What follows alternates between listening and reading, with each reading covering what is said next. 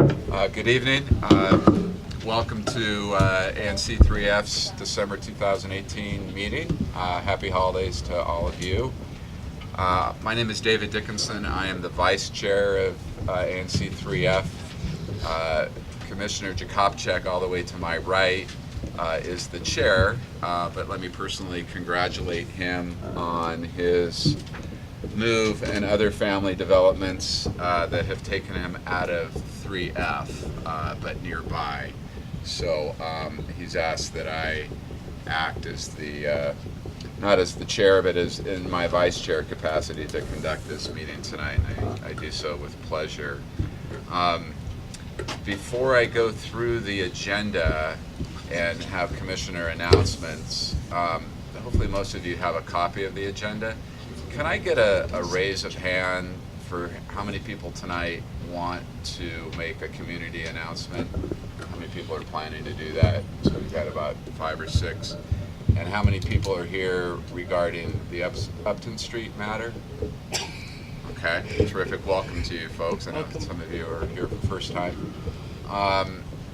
Is anybody here regarding the 4250 property of 4250 Connecticut? Okay. Thank you for that. Why don't we go ahead and before I look for an approval of the agenda, why don't we do introductions, and then I'll walk through the agenda. Make sure we're in agreement about it. Andrea Molad, 3F05, Commission Secretary. Naomi Rettenberg, 3F03. David Dickinson, 3F01. Bill Siddick, 3F06. So just 3F02. Sorry? Need something? just to be clear, these microphones are for the recording and not to amplify in the room. There is some sound, but should we go a little bit? Okay. Sorry. Shirley, go ahead again, please. Shirley Applesteed, 3F02, Commission Treasurer. Patrick Hopchuk. Person non. Sorry, not. So most of you have the agenda in front of you, and I just want to make sure the commissioners are content with it. We have a consent agenda, which means that we will not be discussing it, that it was circulated ahead of time, and that generally speaking, none of the commissioners have issues. So that consent agenda exists of the Rocket Wine Settlement Agreement. And then on our regular agenda, our commissioner updates and announcements, where each of us will go through and relay any pertinent information, committee reports, parks and trails, and streets and sidewalks, to the degree they have any announcements tonight. Do we know if there will be any committee updates? I don't know. I think we can have one for the streets and sidewalks. There's been a meeting on that. Right. But Okay. I don't believe the other committees have met. I think we should go through it on the agenda anyway. Yeah, we'll go through it anyway. And then we've got the community open forum, where we have 5 or 6 people wanting to speak to that. There's a resolution on UDC's lease and potential purchase of 4250. I'm hoping, Pat, you'll help us with that a little bit in introducing it. There's also a resolution, item number 7, on WMATA subsidies for part-time students in the District of Columbia. Just briefly, just so you know, we won't actually be discussing this tonight, I don't think, unless there's a desire on some of the other commissioners. But some of us have what are called smart cards. I work for the federal government. We get a federal subsidy. Some of the college students get a subsidy through WMATA to use smart cards for the metro or buses. A lot of the DCPS students get those cards as well. There's lots of details in that. We are engaged with UDC to have a further discussion with WMATA about the use of smart cards by UDC. We're not prepared to discuss that at too much length tonight. Ms. Gray from UDC will briefly touch on it, I'm sure, in the community announcements. We had intended to have a resolution. We're not prepared to do that tonight. So I'm gonna move that we strike item 7. We just continue, and then if anybody has objections, they can let me know. Item 8 is the 2900 Upton Street traffic calming study update and discussion. I know there are a lot of folks here tonight on that, and we'll certainly get to that. And I know Pat and myself would like to make sure we're properly introducing what we're talking about tonight, as opposed to future discussions either in January or February, or even after that time. Then the minute adoptions from November, other business and adjournment. Anybody else have anything they want to add or amend? What do you think about switching the order, the EDC issue with Upton? Since we don't have any, that EDC issue will be a little bit long. Right. Juanita, unless you have somewhere to go. Do you? I don't have, well, Oh. I was hit by a car on Friday, so I'm only here to touch on these two things. And Okay. then I was going to leave. Okay. Okay. And you want to keep it as is, or do you, let's, I think I think we- need is, or, yeah. let's keep it, Okay. But is everyone comfortable striking item 7 on the WMATA subsidies? Yes. Great. I don't know if you move to, I'll move to approve Yeah. the agenda. Mhm. Second. All those, Aye. aye. So it's, 5. Was that a motion to approve the amended regular agenda and the consent agenda? That's exactly what I meant to do. Thank you. And there, I will learn quickly here. Thank you. So there are 5, that's a vote of 5 in favor, 0 opposed. And again, Pat Kopchak is here in his individual capacity tonight, in his advisory capacity only, and we welcome you to our table. Let's go ahead, and I will make my thank you commissioner announcements. So why don't, if you'd like to start with commissioner announcements, please. I'm sorry, we are going to hit the consent agenda first. No, we just approved No, we it. just did that. No, we just approved the consent agenda. Okay, we approve, so we don't need to do anything with it. We don't need to vote on that. We did. Okay, Your catching up here, announcements. catching up. I have nothing. You have nothing from your, I have no announcements either. let's see, so for 3F01, I'm trying to recall if there's anything pertinent. I think that the meeting with the Whittle School happened before the last ANC meeting, so there's nothing there. There are no updates on Hearst Park that I'm aware of. Some will probably come to me later, but I don't believe I have anything. No, I don't have anything at this time. Well, this is my. Oh, I'm sorry. Can I go back to my announcements, You please? have announcements? I do have Okay, announcements. yeah, you knew you'd think of something. I knew I would think of something, and actually, it's Just said it's. it 3 minutes ago. Yeah. As most of you know, the district went through its election in November. There's a turnover on our ANC that will become effective in January.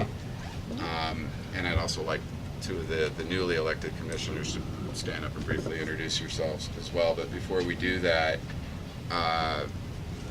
we did have a meeting about a week ago, the commissioners, and it was sort of a farewell of sorts, and it was an expression of gratitude to Commissioners Bill Sittig, Shirley Adelstein, and Commissioner Chair Pat Kopchak, who are all leaving the ANC3F. And we traditionally pass resolutions of gratitude, basically, and recount the various contributions that they've made to the commission. Admittedly, it's no excuses and my apologies. We did not draft those resolutions, and we will draft those and adopt those in January. So each of you will be required to come back in January. But speaking in my individual capacity, at least, and they heard this last week, a very deep, heartfelt thanks. Many of you get on email chains and you get on any particular issue or cause, and it takes a lot of time. And it's a very, I think we all feel privileged to be on the commission and feel a duty to public service, but I will attest that each one of the leaving commissioners went above and beyond and took a lot of pride in our collective community and dedicated a lot of hours and, to be honest, a lot of frustration. It's not easy sometimes, but I think they all conducted themselves in an exemplary way, and I certainly learned a lot from them. So thank you. I don't know if you guys want to add to that tonight, but Andrea, I'm good. Naomi, I just want to add my thanks and appreciation, and it's been an honor and a pleasure to be on the commission with you. Thank you. Thank you. And I'm going to go a little out of order. Yeah, thank you, guys. If we can take 1 or 2 minutes to just, if our new commissioners can briefly introduce themselves, maybe you can come up to the mic real quick, please, if you don't mind. Thank you.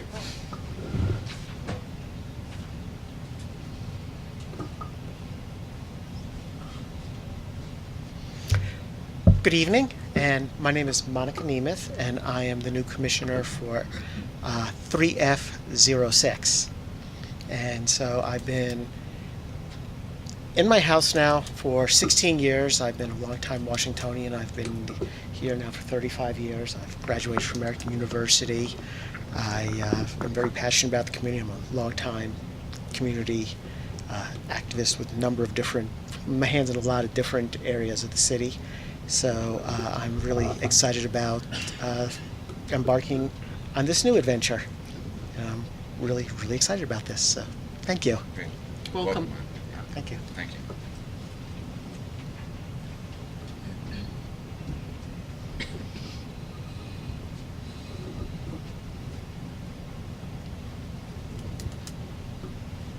After we had the election, I didn't think I'd have to do this again. But my name's Carolyn Keebler. I'm with 3F02, which is the VZ Terrace complex over here.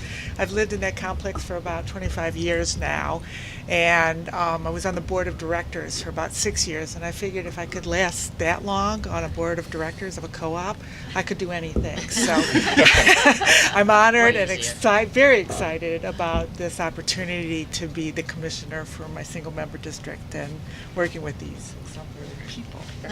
Welcome. Thank you. David, I had an announcement. Oh, sure. And also my first name is really fun. C-A-R-O-L-I-N-F.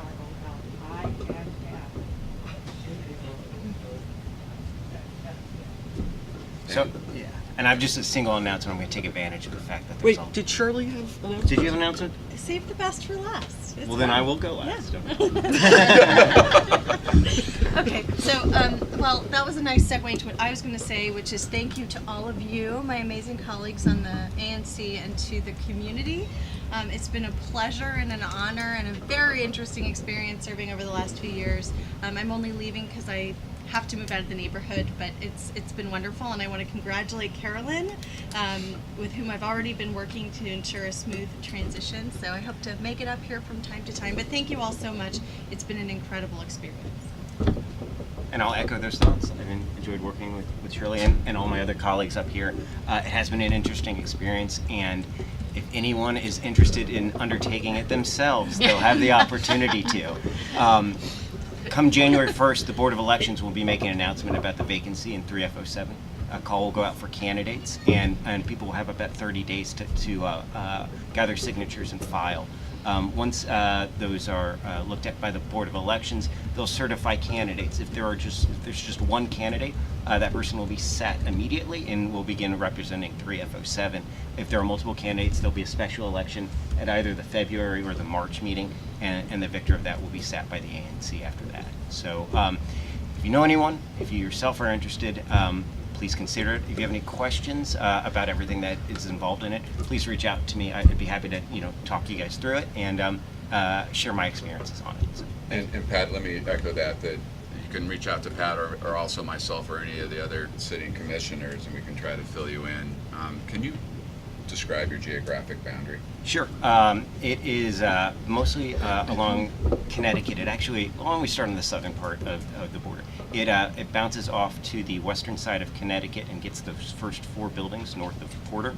There's about 4 apartment buildings. Everything else is to the east of Connecticut, starting at 3701 Connecticut, so that the southernmost building on Connecticut, right before Cleveland Park, is not included in it. Everything north of that, going up to Van Ness, is included, all the way down to basically the mill, Pierce Mill, including a large amount of our national park land, including Soapstone Valley Park down there and Melvin Hazen. So It's a good mix of both single-family homes and a few different apartment buildings. So, and only one liquor license to deal with, so, which is at Hillwood.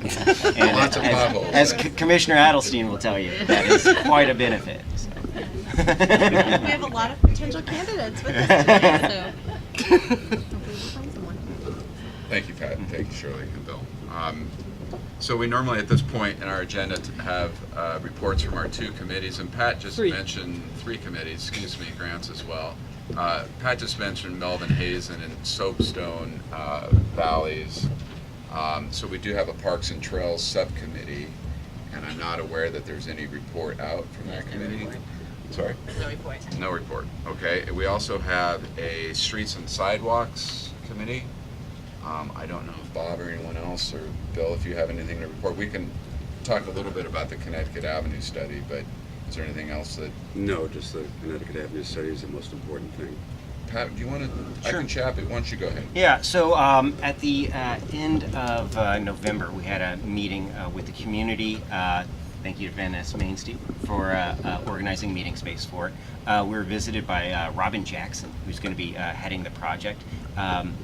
Over the past year, our ANC and the ANC to the south and to the north of us, it's 3C and 3G, I believe, have passed resolutions asking the city to take a comprehensive look at Connecticut Avenue.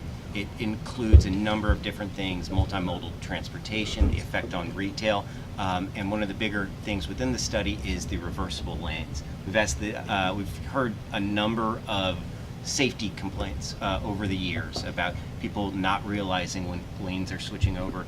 Everyone sitting at this table actually has a piece of their district on Connecticut Avenue, so this is a very important issue for us all. It's also important to some of the community groups like Van Ness Main Street, who have observed that going through Van Ness at rush hour is akin to driving down the highway as opposed to having a shopping and walkable district.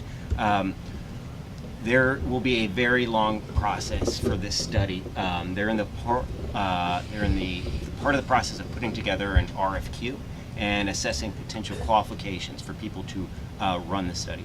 They're also accepting comments on what would be included on it. As an ANC, we've asked them for some specific items, and I know other members of the community as well. I believe they're looking to form a sort of community commission specifically on this study. I'm hoping that it will meet multiple times, both in the survey design process and in the survey execution process.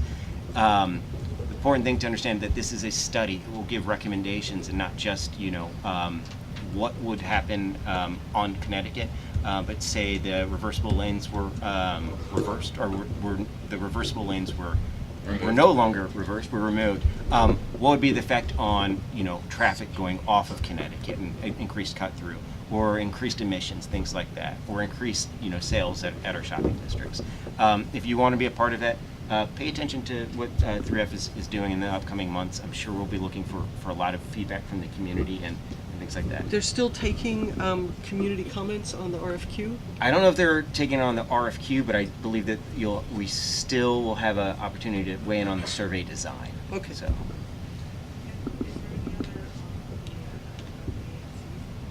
Oh yeah, both of the other ANCs were invited to it. I think we had a representative from 3G at it. Their meeting, unfortunately, their monthly meeting was the same night.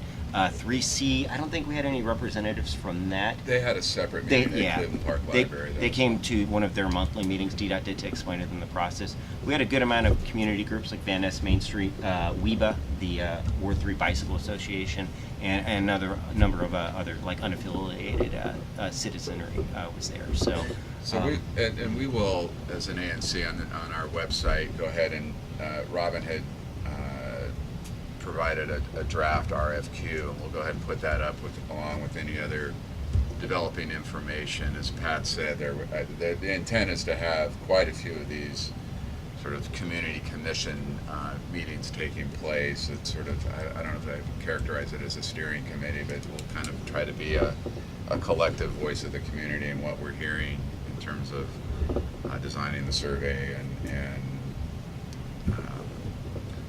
probably even, if you think of secondary streets, you think of emissions, you think of bike safety, pedestrian safety, parking for retail, all the things that Pat just talked about and many others.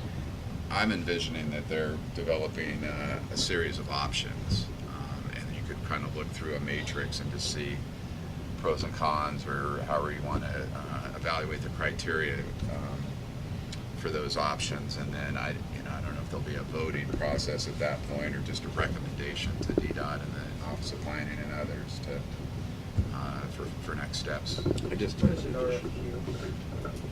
Request for qualifications. Request for qualifications. Yeah, I just wanted to add, one of the things that came out of that meeting also, there were several people who, one of the issues, of course, is speed on Connecticut Avenue, and some people wondered if we could have speed cameras like they have on Connecticut Avenue up in Maryland. I've gotten a few tickets up there, so I know it very well. And I have been in touch with DDOT to see if if we can investigate that matter, and we'll see what happens. We haven't been able to get in touch with the right office yet, but that is an interesting development. That's MPD, not DDOT, by the way, the speed cameras. Excuse me? The speed cameras are MPD, not DDOT. That's who does that. DDOT has to approve them, though, and then they implement them. And I've been shunted back and forth between the police department and DDOT on this matter. Okay. Yeah. let's Anyway, it's talk- going to be a long, an interesting process. I think, my personal perspective is it really, this is the artery of our community and will really dictate a lot of our standard of living to some extent, at least. So that gets us to the grants committee. So we have nothing, just a reminder that the next grant cycle is March to April. And so we ask that grant applications be submitted before the March meeting. Sometime in late February, early March is better, so we can sort of go over it and suggest any modifications, and then we vote on them in April. Any questions about that? Okay. Thank you. So we are going to move from the committee reports to the community open forum. And again, can I get a show of hands of how many people would like to speak on the open forum? Why don't we start with this lady here, excuse me, and then Juanita, Teresa, and the gentleman behind Teresa. Thank you. Thanks. I'm Lynn Stone. I've been vice chair's district, not in Mr. Siddig's. Mr. Siddig, oh, does it work? Yeah, Oh, good, that's good. That's what it's for.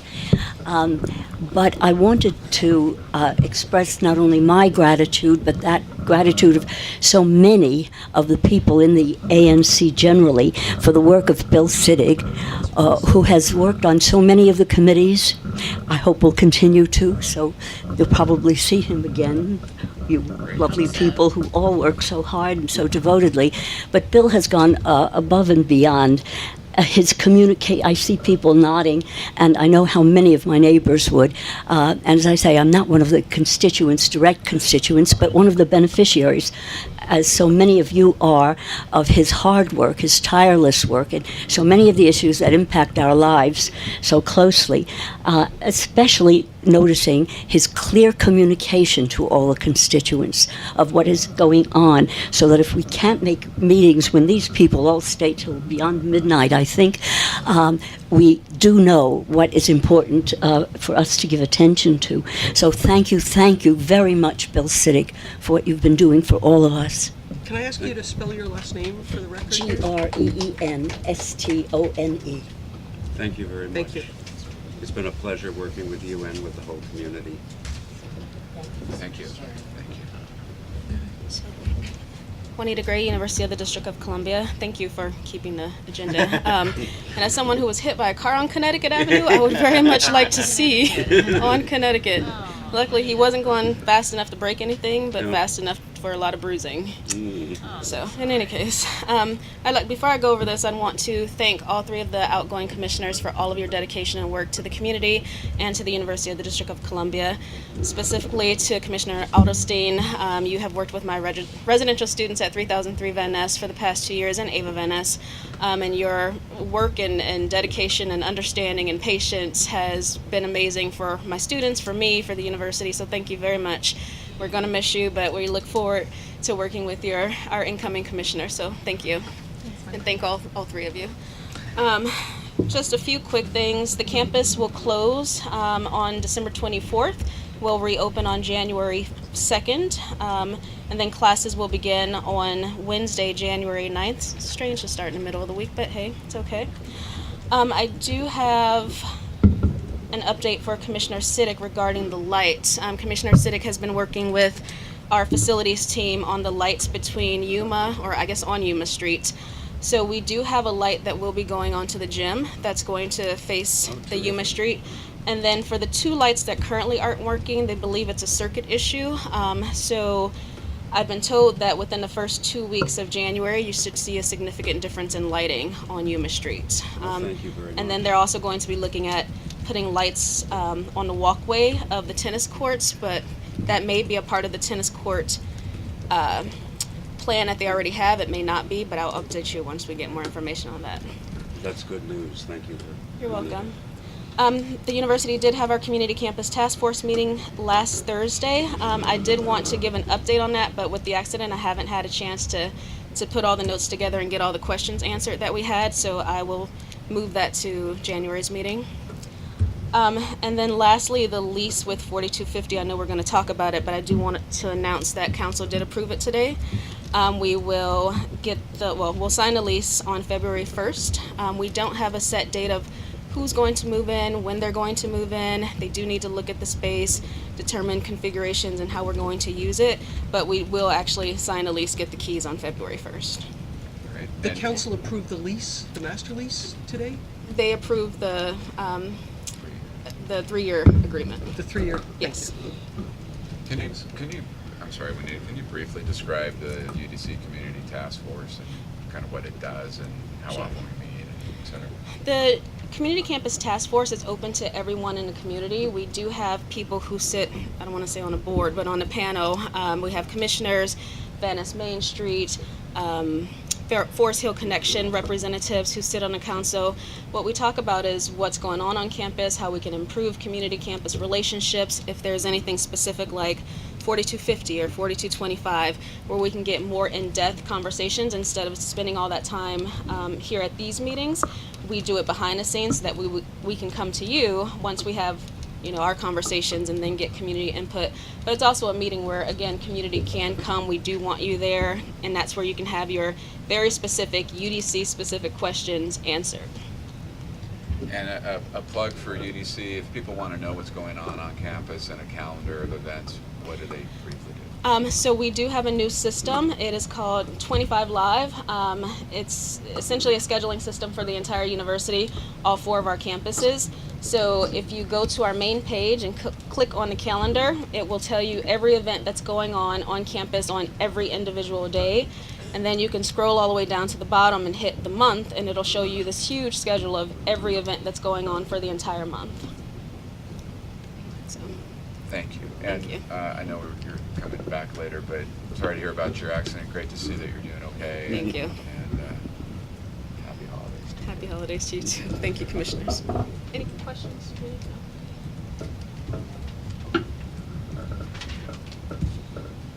Hi, everybody. It's Teresa from Van Ness Main Street, and I too want to thank our outgoing commissioners. They've been absolutely fantastic and just so supportive of Van Ness Main Street. So we're sorry to see you leave, but we're also happy to welcome new commissioners. So anything we can do to orient our new commissioners, we're happy to do that.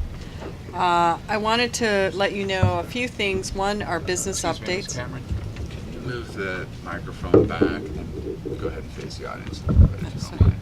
Okay. I moved it here for a little to be Sorry. Okay. Teresa, if you don't mind. Sorry, Teresa. It was my fault, because I moved it. We're working on our staging. Yes, that's right. So a couple of things around business updates. So you approved, actually did a resolution supporting TIPAD applying for a Great Streets grant from the district. They did not get the grant. There was a huge amount of applicants, and they did a curve, and TIPAD just barely made not getting the grant. So we're kind of upset about that, but we know that we'll try again next year, and they're doing fine. They're okay, but if you go in there, just tell them that we love them and that we're here to help. We have a new business coming into Van Ness, where the Embassy Dry Cleaners was, which is near Van Ness in Connecticut. We have People's Pharmacy coming in. They're a small local pharmacy. We're really excited because they're a small local business. They won't compete against CVS. They do a lot of really individual servicing. And so I'm not sure when they'll be moving in, but probably by the first of the year. At Connecticut and Albemarle, we just funded lighting to be installed for our businesses. The Diplomat Dry Cleaners, Italian Pizza Kitchen, and Nail Avenue now have signage, which we put in before, but now it's lit. So that was really fun to be able to fund that. And we worked with Outdoor Illumination to help them get their new lighting. So we're really excited, and they're happy that they're lit now. We wanted to report to the ANC that the Whittle School has committed to funding one of our sculptures, so that way we can get the match from the ANC, which you approved a few months ago. So we're looking forward to getting the $23,500 grant from you, and we'll give you a written notice from Whittle School, but we're really excited that they will be funding our public art project at the corner of Van Ness and Connecticut Avenue. We also have some new board members and some new leadership. Michael Sands from Calvert Woodley will be joining our board. Barbara Lardy, who's a resident of Forest Hills, will be joining our board, and Sandy Stewart will be joining our board. And our new president is Sarah Cumby, and she is a local resident and also works at WAMU. When is that effective? That's effective January 1st. So, very excited. Can I ask you to send me those names in an Yeah. email, Teresa? Yeah. Thank you. This is a T on that. So that's what we got. Here.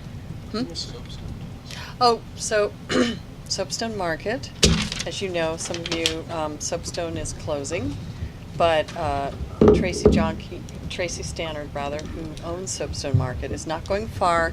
She owns Broad Branch Market, and she also does a lot of catering, and she's going back to really just focusing on Broad Branch Market and her catering.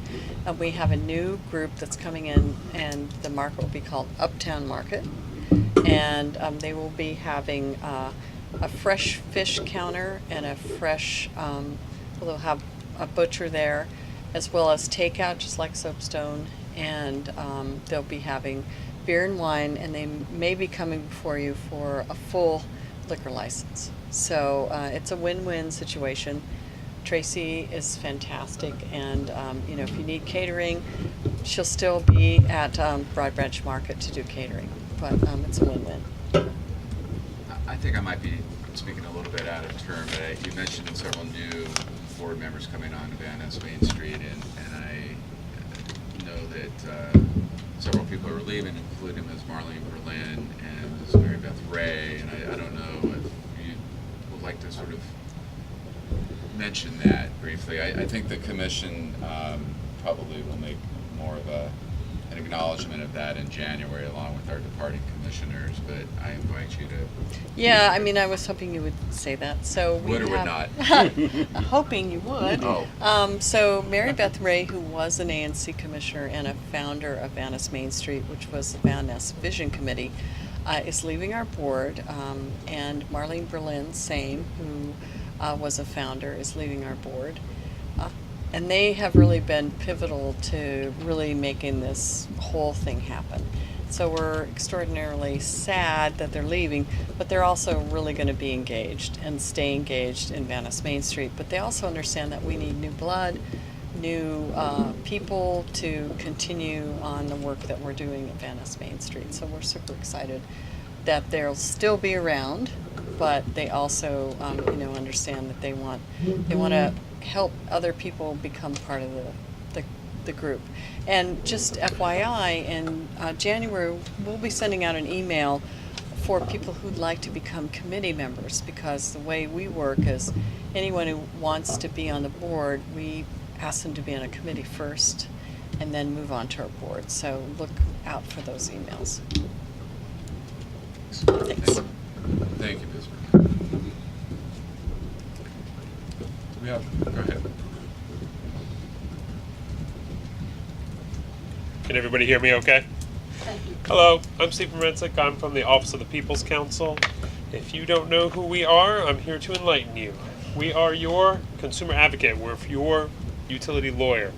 If you were to have an issue with your landline telephone service, natural gas supply, or electricity here in the District of Columbia, pardon me, too much coffee today. You could call us. We are your consumer advocate. Our names are on all your bills. You probably just ignore that part. But let's say you get a really high bill one month. You don't know what's going on. Washington Gas is digging out the street up from you. You want an answer. Reach out to my office. Our phone number is 202-727-3071. You can email us at info@opc-dc.gov. We're on social media, so you can reach us to that out in that way. I will say that I brought some information here for you, everyone. The first one is our guide to going solar in DC. It's a comprehensive guide that we worked on all year to go solar here, the different resources that are available in the District of Columbia, different methods of using solar in your home. So we have copies of that here. It's available in other languages if you need it. Share it with your friends and neighbors. Reach out to us if you have questions. We have a sustainability division in my office that can answer and talk ad nauseum about solar and other resources. The one that I like best, though, the one I worked on, would be this guide to third-party energy suppliers. These are those companies that you've probably gotten stuff in the mail from. You may see them out at metro stops, or going door to door, or you're lucky enough to get a phone call at night. They are the companies that are trying to get you to choose your electric supply other than Pepco or Washington Gas. Those two companies will always deliver your service, but you can technically shop for a cheaper price or maybe for a green energy product. I tell people, if your sole reason for looking at these companies is price, it's very difficult to find something that doesn't affect your rate. So if a deal sounds too good to be true, most likely is. We have a lot of consumers, especially seniors, low and limited income folks, where they are told that you're going to get a small introductory rate for like 3 months, and then after that third month, that bill triples. And it can be a lot of money in a very short amount of time. If you, your family members, relatives, anyone has had contact with that, your bill spiked and you don't know why, please reach out to my office. I love calling these companies and yelling at them, so please give me a reason to keep doing it. Other than that, it's a very good guide with other deals for resources, but I will speak very briefly that the DC Water will eventually be coming under our purview in the same sort of fashion.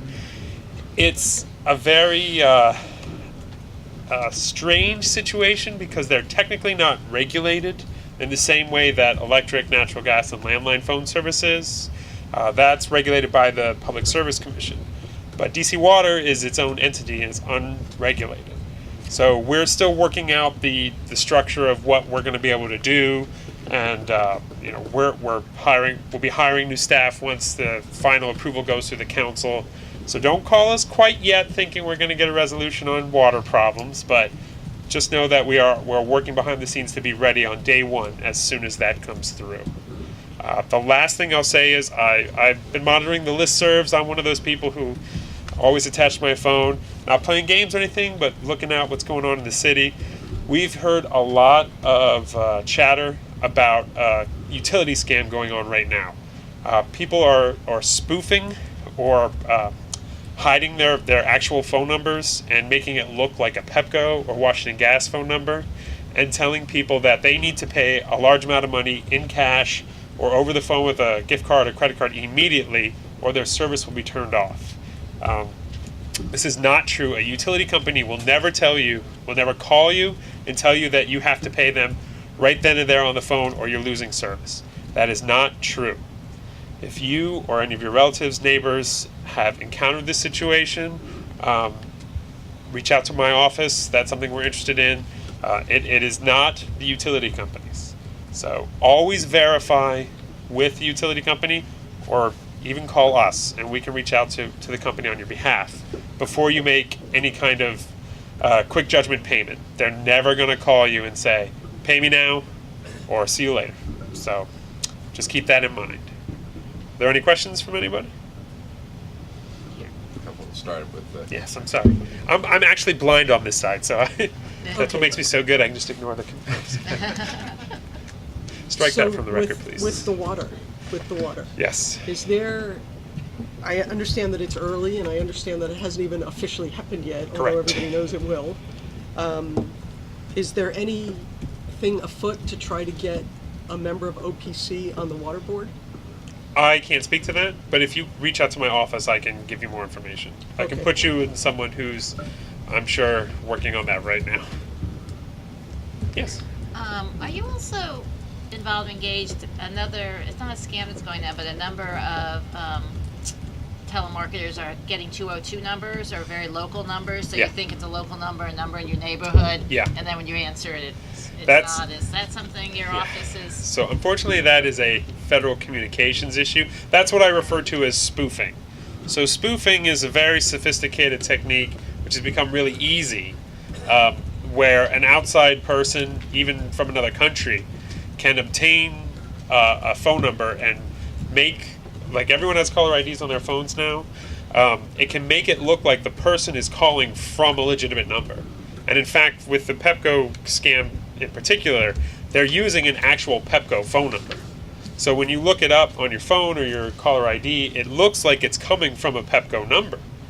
But that is not true. So again, I'll stress not to make any quick payments, or definitely don't meet somebody and hand them off a gift card thinking that it's Pepco. That is not true.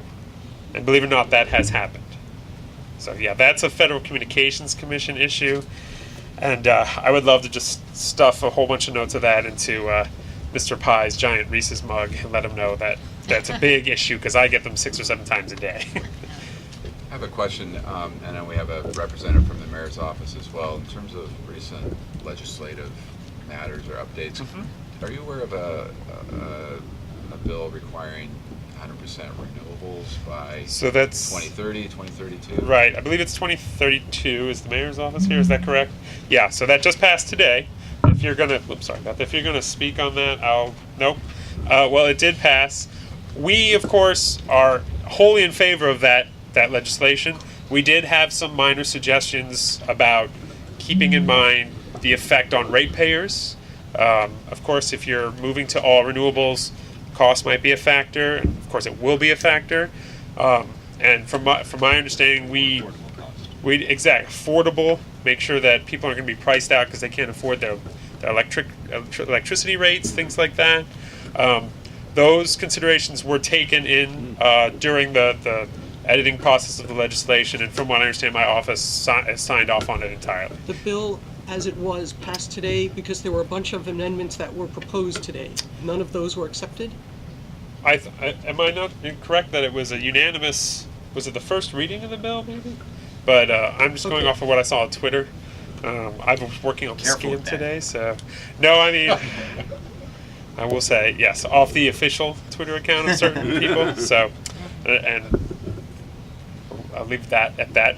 But reach out to my office and we can get you an official comment from OPC someone who's more knowledgeable about the issue than myself. Thank you. Any other questions from the commissioners? Any questions from the audience? How many other community announcements do we have in addition to Mr. Gray from the Whittle School? Are there any other community announcements? Excellent timing, Mr. Gray. Thank you so Okay, much. thank you. Really I'm going to appreciate leave you this coming out. information as well as some refrigerator magnets for everybody. So Great. you don't have to ever, worry about. We hope you never need us, but you should at least know who we are. Thank you.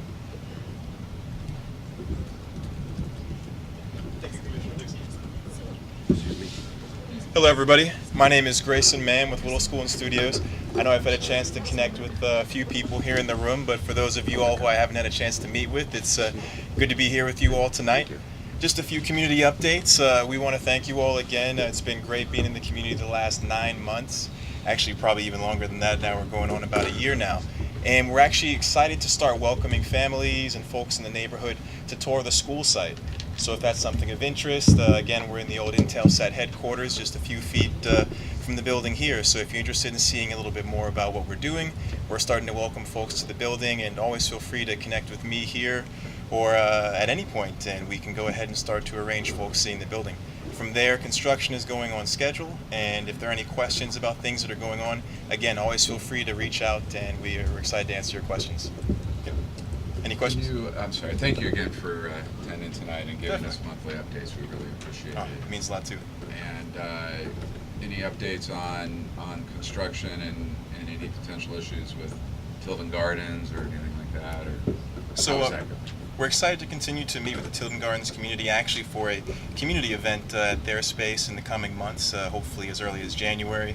And from there, in regards to construction, folks have been alerted that there was a hoist installed on the Tilden Gardens side of the building. So if you all are going along Tilden Street, you'll see a large hoist on the side, and we do that to make sure that as we're doing demolition, we're not dropping large or heavy materials that'll make noise. Everything is actually taken down on an elevator, so to make sure that it goes in the most as quiet as possible.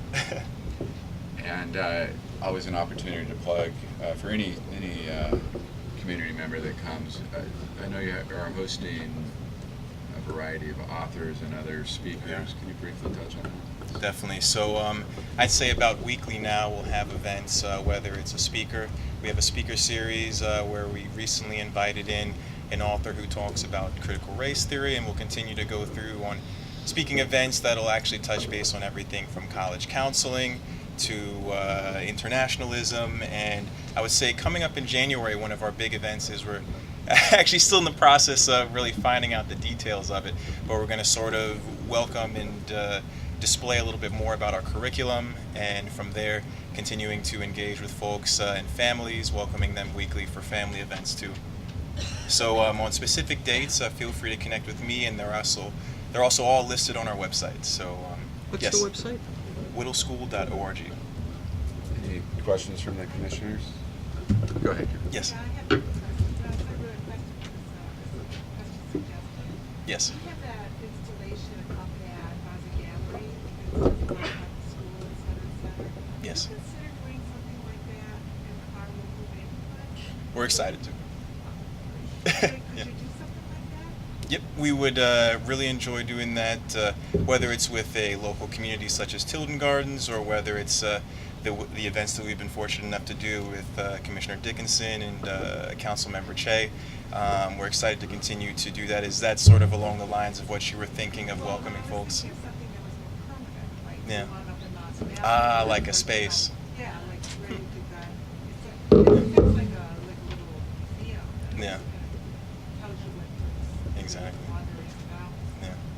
Some of the scuttlebutt that I've heard is at one point folks were looking at the space right across from Van Ness, but ended up settling, of course, at the Matza Gallery. So that will be our permanent space until the school opens. And yeah, when the school opens, of course. Something like that, that's a little like a mini display in the neighborhood that would kind of allow people to come at their will and learn more about the school. I would actually say if there are any spaces that you would recommend, we would really enjoy. You have to think about it. Exactly. It's January, you know? But that's a really good point. Consider it, though. I agree. You would consider it. I would say with that there would be a team that we'd pull together to make that final decision. But yeah, I think it's a great idea. Any other questions, Dave? Yes. How do I spell your last name? M-A-N-N. Correct. Grayson? Yes, Greyson.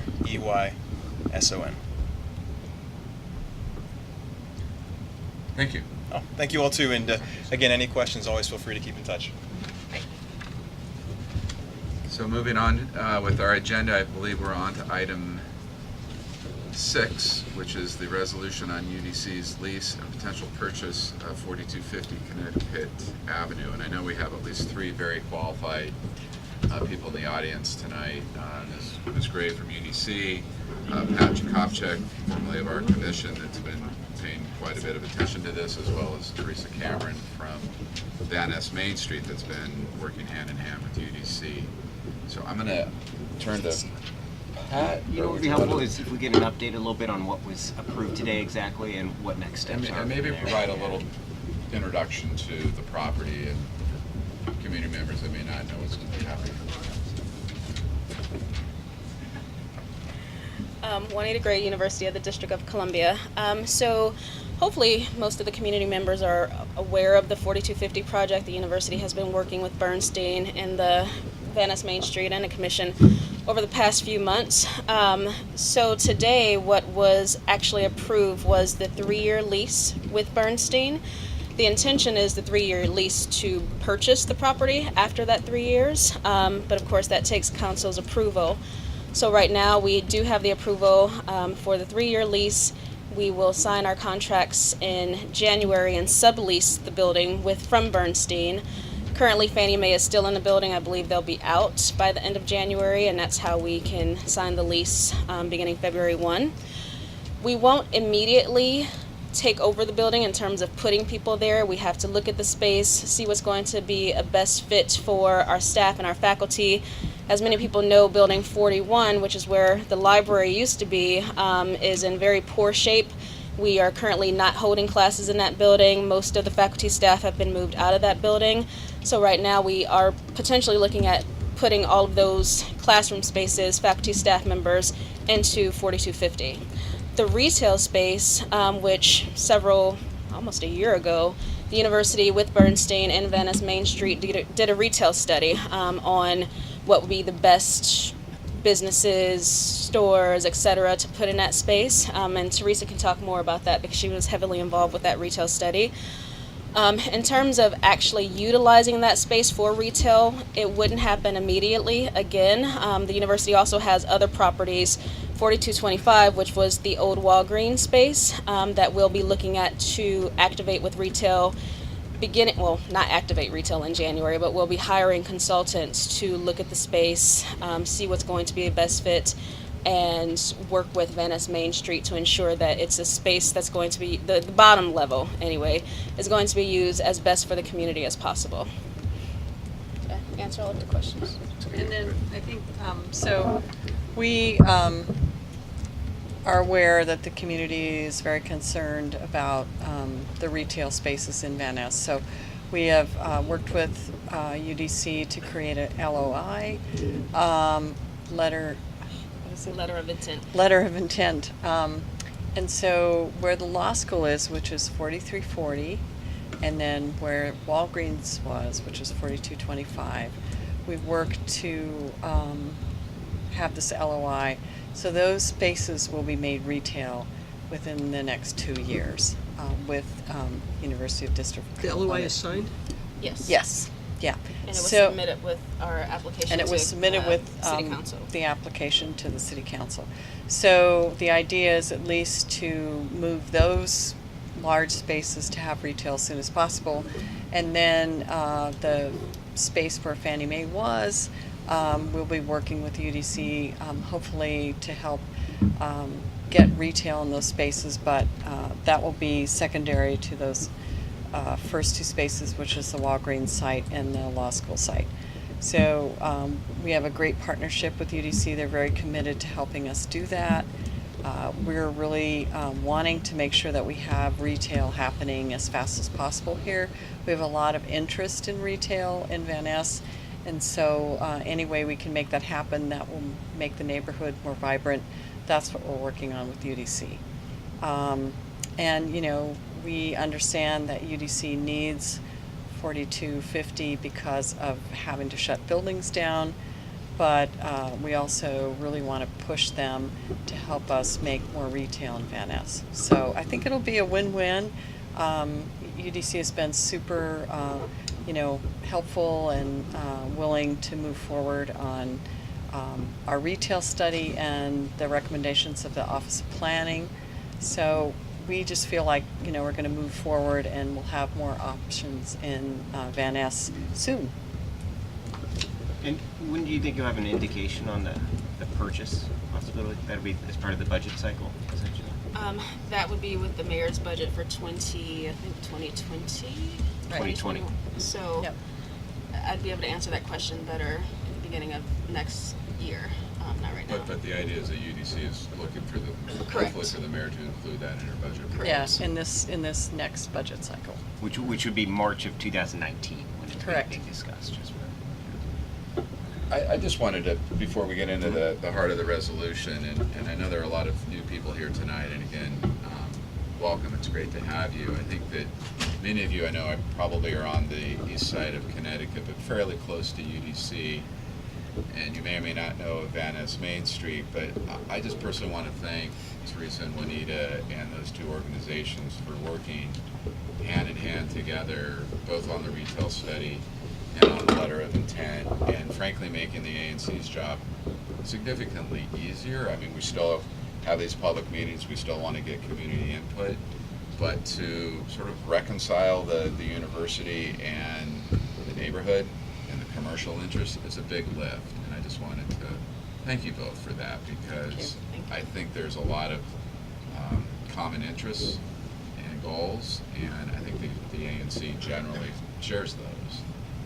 And I know Pat's going to get into the resolution, but what we're, to be frank, struggling a little bit with is that as we build this community spirit, as we establish common goals, is to make sure that, as was mentioned, as the mayor's budget goes forward, that we have some requisite level of assurance that, you know, as UDC is modernizing its buildings and swinging through 4250, that there's a commitment and a capacity to develop the commercial space. And so you may wonder why we're going through this 3-4 page resolution. It's to make sure that the council and the mayor understand that we have a real vested interest here, that we're working well together, but we want to make sure that an academic institution has the capacity, hires brokers and consultants to make sure that the commercial component works.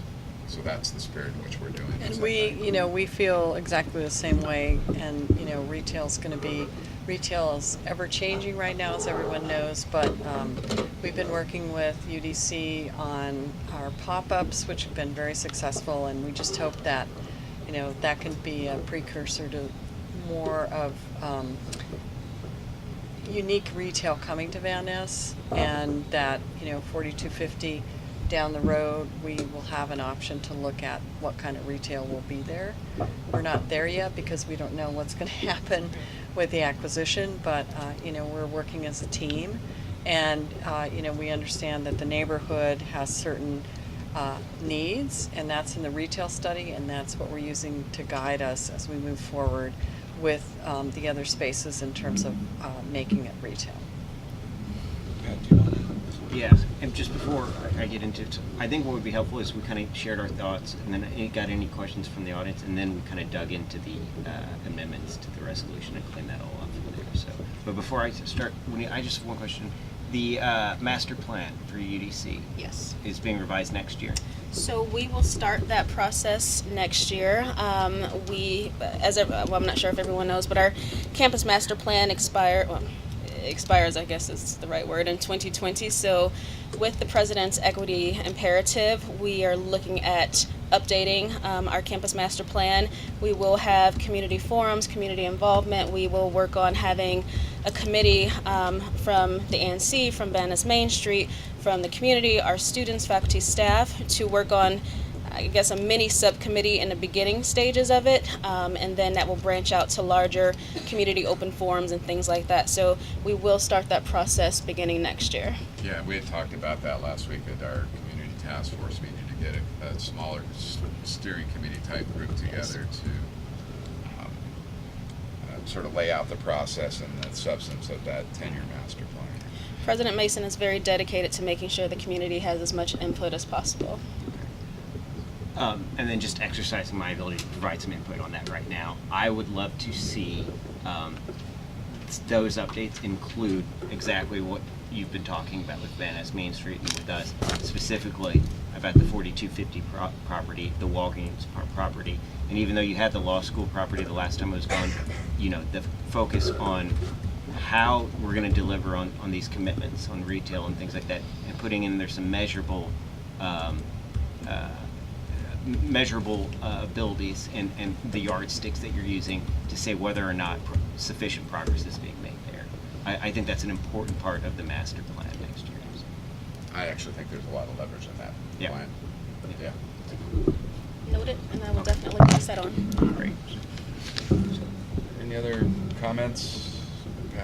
Yeah, I do have some comments before we start, and we can all go from there. Please, I go don't ahead. have anything. If you guys want to sit down, I just wanted to ask you those questions. I just kind of want to give a kind of a briefer on the resolution we have. I think you know, last month was the second month in a row we were joined by Mr. Troy Stovall to talk to us. I appreciated that. I was a little bit frustrated, to be honest, that we were still under the term, or specifically UDC was still under the terms of the NDA at that point and couldn't get into as much specifics as I would have liked. And a month later, you know, before we've had a chance to pass anything, that the lease has been approved before we're sitting back here. You know, I do understand that the need, you know, for you guys to have candid discussions with Bernstein and everything. I do feel a little bit that our voice was taken away on this. We don't have oversight over UDC, but that the property involved has a tremendous impact on our community. And you know, one of the things he said when he was here was the vision of UDC as a national model for urban education. And I think everybody up here on this table, everyone in this room, thinks that is a lofty goal, an amazing goal, and we hope that it can happen. I think it would be great things for this community, for everyone who lives in it, for the property values of the people who own their homes here, and the activation of everyone in it. It's also a very difficult goal. Like and I'm just being candid, it is not how I view UDC yet. I hope we can get there, and I understand the importance of 4250 to getting there. And so in writing this resolution, I think what the ANC was trying to do was to provide both the stick in terms of expressing our belief and desire for UDC to uphold the commitments it's made to us standing up here, to other groups in the community, and to Van Ness Main Street in that letter, but also express a bit of the carrot and telling, you know, the council that this isn't a one-off thing, and that if UDC is to be successful in this, it needs the support to go out and get that sort of professional retail, you know, leasing experience, and to hire a broker who can help, you know, make that happen, to give things, you know, like the funds for a tenant improvement that you guys need that any other retail leaser would be providing potential tenants, in the hope of making that all a success. And I think we hit a good balance there. I know, you know, we'll have a bit of other comments and welcome questions and feedback from the audience. But yeah, sure. I think what you just said, Commissioner, is very fair. I do want to say that the university has had a lot of leadership over the past 10, 15 years, and I think leadership is important when it comes to any institution that you're working with. So President Mason has been at the university for 3 years, and he has just been approved for an additional 5 years. So I think that what you just spoke on will definitely, with this president, this administration, I think you're going to see in the next 5 years more things that have happened, or more things to happen on this campus than you have in a very long time. So President Mason has accepted the challenge, and the university is raring to go with, of course, our community support, which we have always had and hope to continue to always have.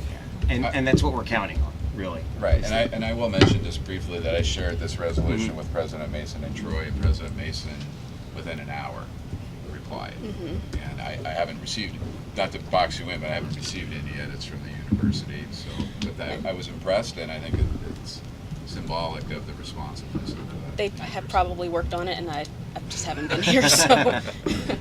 Oh, well, no, that's fine. That was the extent of what I wanted to say. Any other comments from the commission? I don't know if we want to get into the operative clauses, but before we do that, are there comments or questions from the audience on this matter? Okay. Pat, do you want to go through some of the operative clauses, or what would you like to do? I kind of, I have a few different friendly amendments, if Sure. you'll, and they're mostly for clarification's sake, and I did catch just a few. Without me making them on my paper, we'll be able to send I these on have to- them tracked, and as we Terrific. talk about them, I will accept them, basically. So, and we're just going to start out from the very beginning. Changing the second line from for its lease and option to for its agreement to lease and option to purchase the sublease agreement in parentheses, just so we can refer to it later on. I'll give this all to you, Secretary. Okay. Do you have a question? No, I'm wondering if it's worth reading the operative clauses As is? into the record and then talking about Okay. how they're going to be changed. Sure. Or reading the amended ones or something, but There are lots of operative clauses, so I don't know if we're going through all of those or not. Yeah, I have less changes than there are operative clauses, so. Do what you think's appropriate. Okay, why don't I just go through this? So the first whereas, just changing the second line to continue, the District of Columbia Council for its agreement to lease and option to purchase, in parentheses, the sublease agreement, the building at 4250 Connecticut Avenue Northwest. The last sentence of the second operative clause, changing that to, and community groups, including Van Ness Main Street and other stakeholders, have devoted significant resources. In the fourth whereas, I think we need to define which UDC properties there are, to change it to certain UDC properties located at 4250, 4340, and 4225 Connecticut Avenue, and then we'll put in parentheses the Connecticut Avenue properties after that. The problem with that is we don't define what properties the UDC actually has on Connecticut Avenue. The final whereas clause on that page, whereas UDC representatives have repeatedly expressed their commitment, changing that from intention to commitment just to reflect the language of the letter reached with Van Ness Main Street, to activate the retail spaces at its Connecticut Avenue properties as opposed to just activate retail in discussions with the ANC3F community. Whereas UDC in the next whereas has executed a letter of intent at the request of the council. I think that's important to note, noting that it was coming from them and requested by the council of the whole. While not legally binding, sets forth the goals, timing, and parameters by which UDC connects to activate its Connecticut Avenue properties. Moving on to the next whereas, I think it's important to note I had a typo actually. We needed to put negotiated with BMC. I had left that out. It just said negotiated BMC. Construct aesthetic improvements to the building's north and east facades, because it's on the corner there. There was a bit of east, the eastern part of the building included it. The stressing preambulatory clause saying that the approval of the sublease agreement instead of that the approval sublease agreement. There's a typo there. Yeah. Now therefore be it resolved. So we're into the operative clauses, everybody. We're getting there. So, but And up to the expectation. street is next, don't worry. Yeah, that UDC will meet the milestones and commitments instead of intentions and commitments. It just doesn't really follow from that. Okay. So milestones and commitments in its LOI. and taking out the mention of V. I know it was done with Van Ness Main Street, but I think it's worth looking at. It's this UDC's letter of intent there. Okay. I want to change.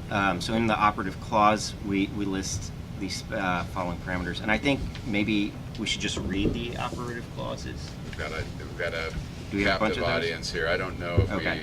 maybe, I hate to do this to you, Pat, but That's fine. If we can, So I'd like to just delete the retail spaces in the third bullet of the first operative clause. It's not Word really retail spaces? Yeah. So it shall make a good faith effort to consult with Van Ness Main Street on potential retail tenants under consideration. okay. I have a friendly amendment, something that I had suggested before, but didn't really send any specific vocabulary about. ANC3F requests that the council advocate for and emphasize sounds. I'm wondering if we could strengthen that vocabulary a little bit and request that the council, you can't say enforce it, but require in some way, rather than advocate for and emphasize the communities. Right. You want to give it some In teeth? that gray highlighted area here. Okay. We're in the now therefore it be resolved. Right. Yes, it's just the ANC3F do what? The first operative.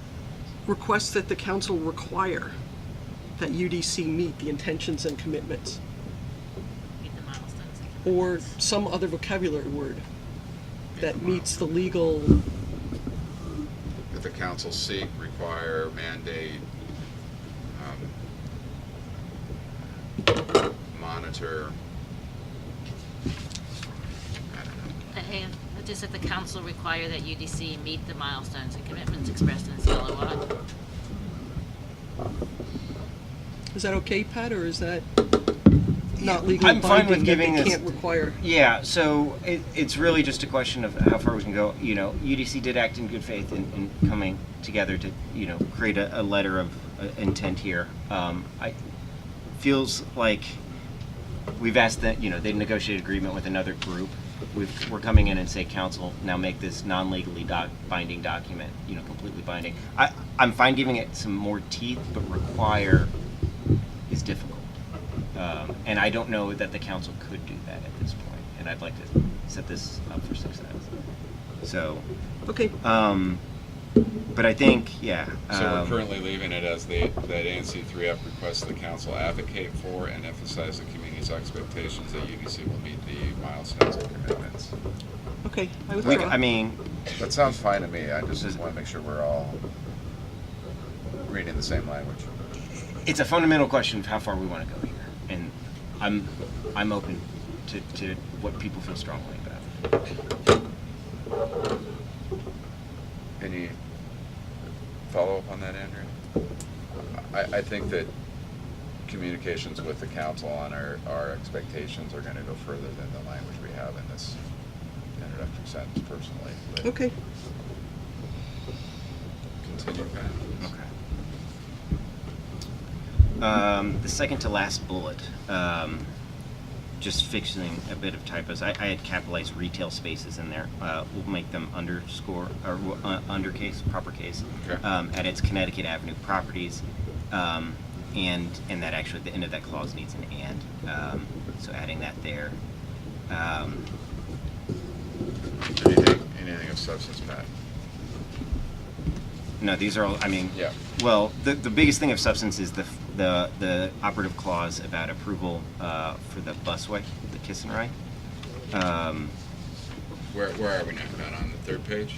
We're on the third page. This is the fourth clause down.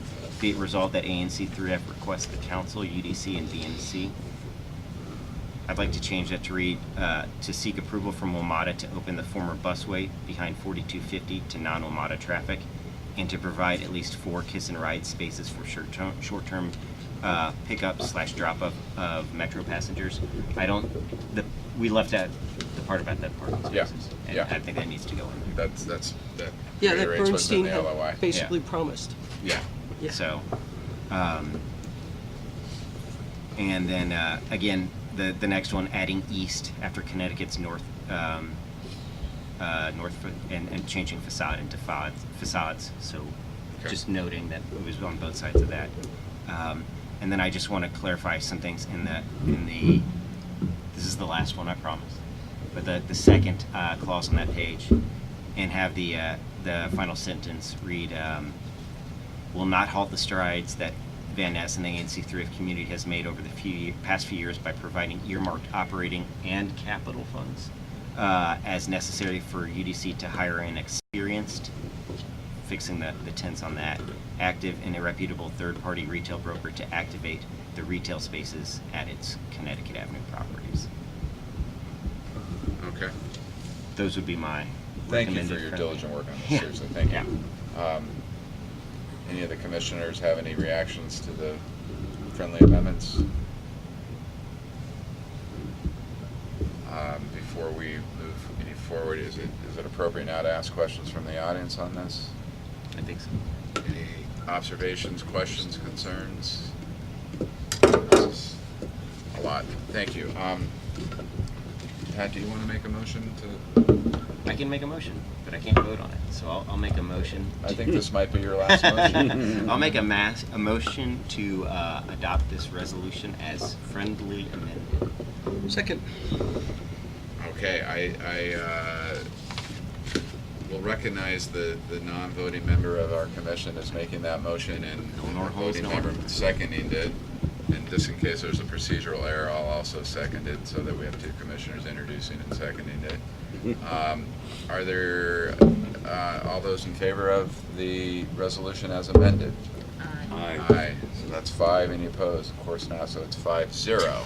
Only of course not because there are no other voters on the commission. Sorry? Good at math. Good at math. You- Terrific. So, thank you, Pat, for your hard work on that, and thank you, Teresa and Juanita as well. Thank you very much. We are finally on to the Upton Street matter. And not to put you on the spot, Pat, but if you would like to welcome our community from that area, and also to perhaps provide an overview of where we've been on this, including, I'm not sure, but I think we may have passed a prior resolution. We did. Great. So I'll start from the beginning. I'll be a little bit quicker and it'll be a little more interesting than the details on that last resolution. So last summer we were approached about installing some traffic calming measures along Upton Street between 29th and Connecticut Avenue. Our response to that was basically, we need to hear it from the experts, and we'd like them to take a look at your block. So we recommended that DDOT study the issue and provide their analysis of what, if any, traffic calming measures were appropriate on the block. A petition to do that study was circulated amongst the neighbors, and then we passed a resolution to that effect in October of last year. It's taken a while to get a response from DDOT on it, but it has moved a bit since then. Data was collected in April. A report was generated to that effect in August, and that report was shared with the community at the beginning of this month. I want to thank everybody who came out to that and who's been active in the process since then.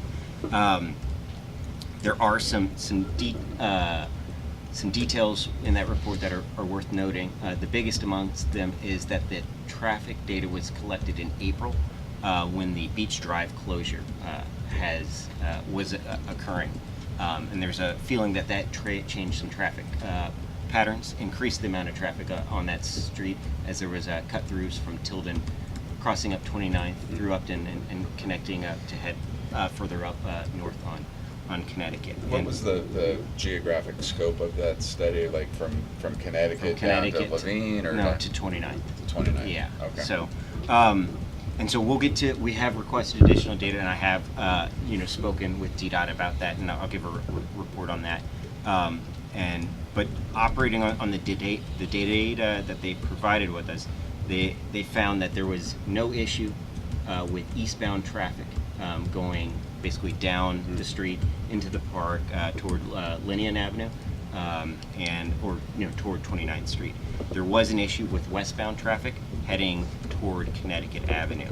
DDOT recommended vertical traffic measures, specifically 2 speed humps on that block. There was, at that discussion, I asked point blank, is it sort of in the margin of error for that, or how close is it to where other measures would occur? And she felt be effective, would be or- effective. The traffic engineer Emily Dolphy felt that the speed problems were significant there, and that was why they did recommend vertical traffic measures. Since then, they have pointed out that these measures could not be installed until April because of weather, and so they have recommended that ANC3F delay consideration and voting on such measures until next year, and that they'll plan to gather additional data and generate a new report with new recommendations at Can that you time. repeat that, Pat? On what basis was it recommended that it be delayed? DDOT has recommended that we delay our consideration of it. Why? Because even if we were to pass something tonight, which we're not doing, we're not considering, it would not occur, it would not be installed until April. Okay. So there's time to gather additional data. But is there a recommendation to delay based on the April date, or the recommendation is based on they want to collect additional data? Their feeling is that that they'd like to make sure that the data they have is as accurate as possible, and that they've heard the community who have voiced concerns that these traffic patterns might not hold. So they have they're planning an additional traffic study sometime in January. They plan to check the forecast before laying down the tubes, just in the hopes that to avoid snow and other inclement weather that could generate further discrepancies in the data.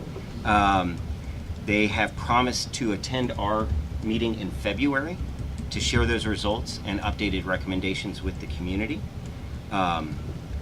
In speaking with DDOT, I also requested that they share their guidelines for what are the thresholds for when they recommend certain types of traffic calming measures and when they don't. I've yet to receive them. I've also yet to receive the presentation that they shared with the community on December 3rd. I've yet to receive a lot of data from DDOT, which I've talked with the mayor's office about, and frankly I'm a little frustrated with that. We passed a resolution in October 2017, and we're just now kind of digging into this issue, and we're kind of back at the beginning of it. In speaking with DDOT, I recommended that they consider implementing some signage and removable non-vertical traffic calming measures in advance of collecting data. My hope would be that they would collect this data under those conditions and could give a honest assessment of whether vertical calming was actually necessary, instead of doing another collection of data when there's no traffic calming on the street. My hope is that instead of them collecting data in January, recommending once again vertical calming, and then saying, hey, let's try these other measures first, that can be addressed right now in that traffic collection. So Pat, are you suggesting, sorry to interrupt, that sort of be an experimental survey of sorts, and I know there's mention of, I think, some type of stop signs at 29th. Yeah, so I think what a lot of people in the community have an issue with is that the jump from no traffic calming at all on the street to vertical calming measures, speed humps, that would be rather permanent. They feel that there's a middle ground there, and things that should be tried first. What I pointed out, to DDOT is if they don't try that first and they collect that data, they're going to be asked for a third round of data collection, when these other calming measures are tried out. I think there's a consensus on that block that speed is an issue. The biggest discrepancy is what sort of measure should be taken to address it. Let me kind of echo and support your suggestion that I think that otherwise, if they come back and say that our experience or our data is that stop signs do this but don't do this, or that speed signals or whatever those things are that tell you how fast you are as you're driving by do this but don't do that, or the raised speed bumps do this or that, it's asking a lot of, most importantly, the community, let alone the ANC, to sort of trust this, or to understand that, as opposed to just empirically what measures cause what to happen. Yeah, and I think there are, I'm sure as the community would share, there are some very basic infrastructure issues with lack of traffic calming measures at all on the street. At the T-stop on 29th in Upton, there's currently no stop sign. There is no speed limit sign on the block. It's statutory 25 miles per hour, despite the presence of a school at the end of the block, and so there's some basic indications that most drivers look to see that are missing there, and those things should be fixed. No matter what the ultimate solution is in terms of traffic calming measures. So my recommendation to you all at the ANC would be to follow DDOT's advice and delay consideration of vertical traffic solutions until new data can be collected. And those recommendations have been provided to the community.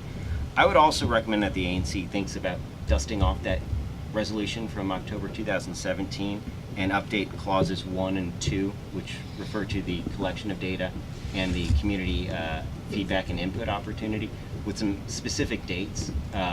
Again, I've been very frustrated by the process of working with DDOT here. The fact, again, that we passed this in October of 2017 and over a year later, we're just now being responded to. It shows a basic flaw in the process. And so, perhaps instructing DDOT a bit more specifically on what we expect from them on this would be in order. And so, that's an update. Those are some recommendations. I gather that the community has some stuff to share, but. And I hate to do this, at the community, we have a practice of the commissioners asking questions, and I don't think there'll be very many, and I'd love to obviously hear from all of you, comments or questions. So let me see if there are any questions from any of the commissioners. So the new data collection is slated for January? Yeah, I don't have a firm date on that. Again, I've asked DDOT to provide that multiple times, and including today after a phone conversation, and it's still not been provided to us. So. And in terms of, I'm inclined to agree that incremental, but one of the things we've discussed as a commission is that just the sound sort of reasoning behind an incremental approach, especially when you're talking about fundamental quality of life issues like noise on a regular basis. We're very, very sensitive to those things. But my question is, in these discussions about taking an incremental approach, have you thought specifically about which intervention you would use? So there's like this continuum of interventions? Yeah, so there's a couple options on the table. I mean, one thing that many people have brought up is the lack of a stop sign. And if you look at the data with the problem being in the westbound direction, which is interesting that it's flowing towards Connecticut Avenue instead of away from it. You're going to have to come to a stop on Connecticut Avenue. Mm-hmm. It could very well be that people are building up speed on the eastern part of Upton as they approach the block. So perhaps a stop sign there. DDOT has indicated that they consider stop signs more of a traffic control device as opposed to traffic calming. They've found in some communities people speed up even more afterwards. So they've cast a doubt on it. But I think that's worth taking a look at. I think clearly marking the speed limit on the street is one incremental step that could be taken. A big one that's been expressed to me by many people in the community is what's called a driver feedback machine, which is another word for a speed camera, basically. But though it's not always a ticketed one, but it's just a visual representation of the speed you're going down there. There are some issues with that on the block. DDOT explained that because of the lack of utility poles, they don't know exactly where they would put it on the block. I've asked them to think about it a little harder and come back with some potential locations for it. I think those are the biggest ones for it. There has been, and I think this is something that would need to be discussed a bit more, but reducing the speed zone in front of Burke to 15 miles per hour, as is seen in other school areas in the district. I think that definitely needs a bit of study before that step is taken, but that's something that's been brought up numerous times from the community. Bill, you have any questions? No, I agree with Shirley. I think that the study should include almost every practical interim measure in it. And is there any opportunity during the study to have more input from the community? Yeah, let me echo that. Let me just the build on that. study What is- is the yeah. process by The which study, Are they I going want to to- characterize it more as data gathering. I think one of the things that needs to happen is DDOT needs to do a better job of involving the community, from the beginning. And they've told me that they've heard that. They did come to a meeting on December 3rd. But will they have another meeting Yeah. where the commission, where the community can sort of inform the scope of their study? No, I mean, so their study is based on pretty specific things. It's a standardized study that they do, and I can get into some details here, but it's mostly based upon looking at the speed. They generally look at the 85th percentile, and that means the speed at which 85% of traffic is at or below, and looking at that. I don't have the data in front of me, but I believe the westbound speed was 32 miles per hour was the average speed. The eastbound was something like 27%. But they said that 7 mile gap between the speed limit at 25 and where it is at 32 was the basis of them making their recommendations. I think they would do the same thing for this. Right. Data collection seems somewhat, they're not looking to say, hey, would this work here, would that work here? They're saying this is the speed that's going under present conditions. It's a narrow street with parking on both Right. sides, and even when there's two cars that cross each other, you naturally have to slow down. These speed conditions are occurring even underneath that, and I think that's what they're not looking to change the study. They're looking to apply the same methods and scope that they do for other traffic calming solutions. Yeah. Let me thank you. Yeah. I think the Upton community has been pretty effective in their emails. Congratulations. I know emails work in other areas as well. Thanks, Sharon. I do think it's important that the community, frankly, get another bite at the apple. It would be my suggestion of meeting with DDOT before they start this. Oh, I definitely think that's what Study and- DDOT's. Oh, before they start the study. Yeah. So that it's not. I mean, you. I don't know. I'll Well, we defer can to hear from the community as ANC well, on but- it, but it is a data collection process, not a study so much. Like, But if the data collection looks at the different, mhm. say, the different measures, is it going to include? No, it's so what just looking at speed. What it takes a look at is the amount of speed, the volume of it, under the conditions that are in place on a street. Okay. That's why I would recommend that what they've said is that they don't believe that the new data collection will they don't view the April data as a big anomaly. They think, and because of the extent to which speeding is an issue, they feel it is a flagrant just ignoring of the speed limit on the street. You know what? I'm going to go a little out of order. I think we have a lot of questions, but I know the community really is chomping here. So let's. Did Andrew want to say something? Did you want to say something? I think commissioners should go first. Okay. Go ahead. It seems to me that what you're suggesting is a change in the timing of when the data are collected. That is, let's put the stop sign and a couple of these things there first and then collect the data. Mm-hmm. So we are asking to have some input with DDOT about the timing of their study and what gets done beforehand. Mm-hmm. And so I do think it would be nice, rather than to just have them do this in January at their schedule, for there to be some input on the timing of this and what gets done before it. Sure. I mean, I invite you all to have a meeting with DDOT and organize it with the community. What I have heard, and I think what's been reflected in the emails that you've received, is that people, they do see, to whatever extent that speed is an issue on here, and they do feel it should be addressed. It's the manner in which it should be addressed. Now, the community can correct that, and you guys should feel free to. I don't mean to put words in your mouth, but having it, I don't know what that would accomplish in terms of sitting down with DDOT, except to delay the data gathering process. So, and that's the only. There is a issue with speed on this. It is a safety issue, a public safety issue, especially the presence, of pedestrians, schools, and things like that. The initial data indicated it wasn't a small problem. It was one, that DDOT required somewhat drastic or recommended somewhat drastic measures. For both the sake of the community to address the speed problem that is there right now, and for the sake of getting data for a permanent solution, those are the measures why I recommend that to DDOT. If you would want to recommend to DDOT that they delay it till February, that's an option.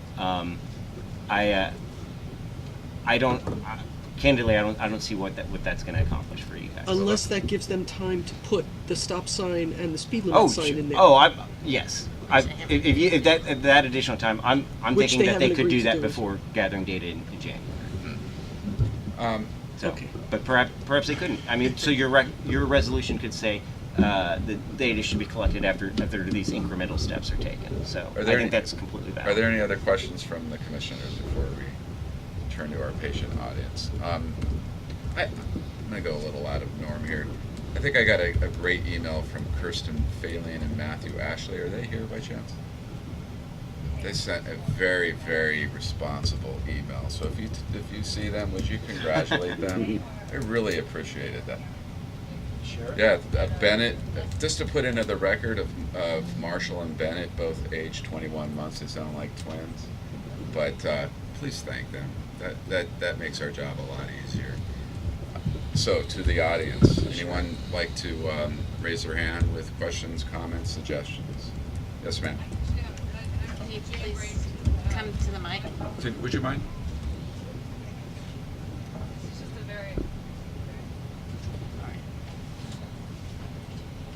Can I make one more recommendation to the ANC before she starts? I would carve out a web page on the site and put all the documentation, the study, once we receive it, and anything else we do that on there. Great. Hi, I'm Jane Braden, 2941 Upton.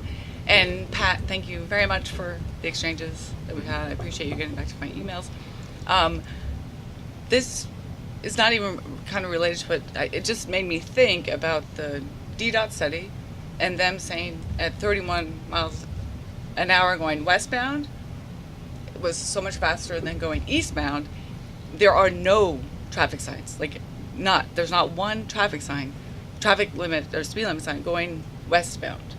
So the people don't even know what the traffic is. So how can they even say that they were speeding? I've even said, how could someone get a speeding ticket going westbound on our street when there's no speed limit sign? So I'm just curious how they can say that they were going 6-7 miles over the speed limit when there's no. So I mean, it's interesting to me because there are only one traffic sign going eastbound. I don't really notice the difference between westbound and eastbound. I think it's about the same. But there is at least one traffic sign going eastbound, and it's funny to me that side they say is going slower. So I'm just saying, I think speed limit signs would help a lot. And as far as the stop sign goes, most people, not all, I mean, a lot of people who stop at that sign coming westbound from Connecticut Avenue, a lot of them are turning onto 29th Street. So if they stop there, they're not going to speed to make the right turn onto 29th.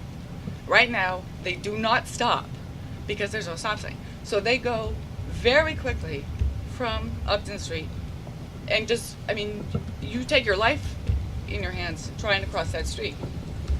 So if they stop there, they're not going to speed because they have to take a right turn. I mean, they might speed going to Levine School, which is a whole other issue, and I do hope that they add this to the study, the 2800 block, because people speed going into Levine School, getting their kids to music class on time. They go very quickly. But so I mean, you know my other things, but I think speed limit signs, just as a very beginning, and a stop sign could help a lot, and just see what happens. All right. Sir, you want to come down in the back and then you mount? No, We have a microphone. Video for you. Sorry. We stream Thank the. But yes, we can hear you. We just want to make sure those at home and watching later can hear. Oh, I'm so sorry, sir. We should put the mic up there. Well, anyway, first, I'm Rodney Holder. I'm at 2938 Upton. I know most of the people on Upton Street, not everyone. First, I want to thank you for first allowing my kids to make the presentation over a year ago, of which their concern was with their safety and the fact that there is speeding on the street, and they witnessed it run inside and tell both my wife and I that they're afraid. Okay, but that's either here nor there. But I really want to first thank you guys for really allowing the opportunity, because for us as parents, we're sort of enlightening our kids, which is how democracy should work, and this has been a learning experience for not only them but also myself.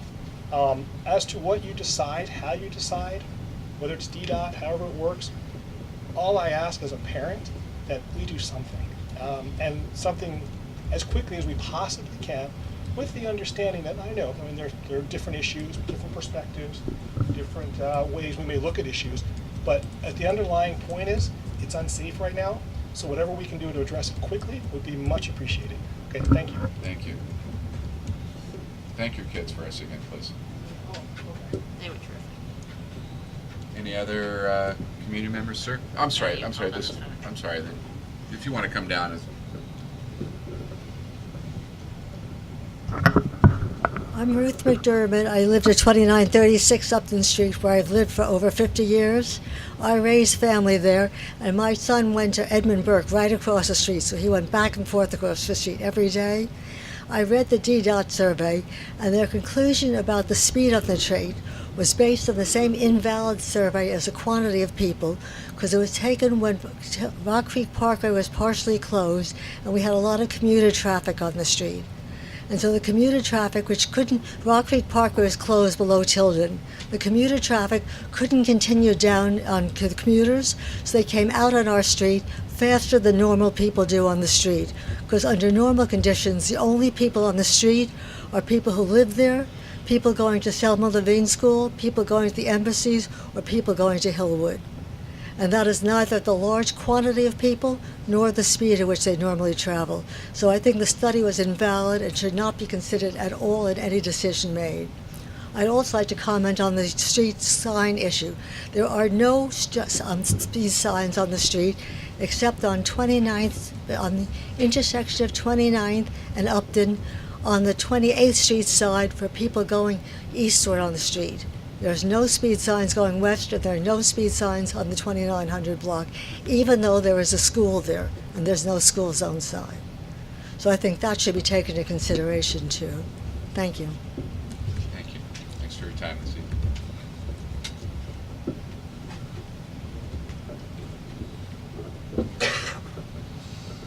Can I raise this? There we go. Good evening, everyone. My name is Elliot Tota. I live at 2942 Upton Street. Elliot? Tota. T-O-T-A-H.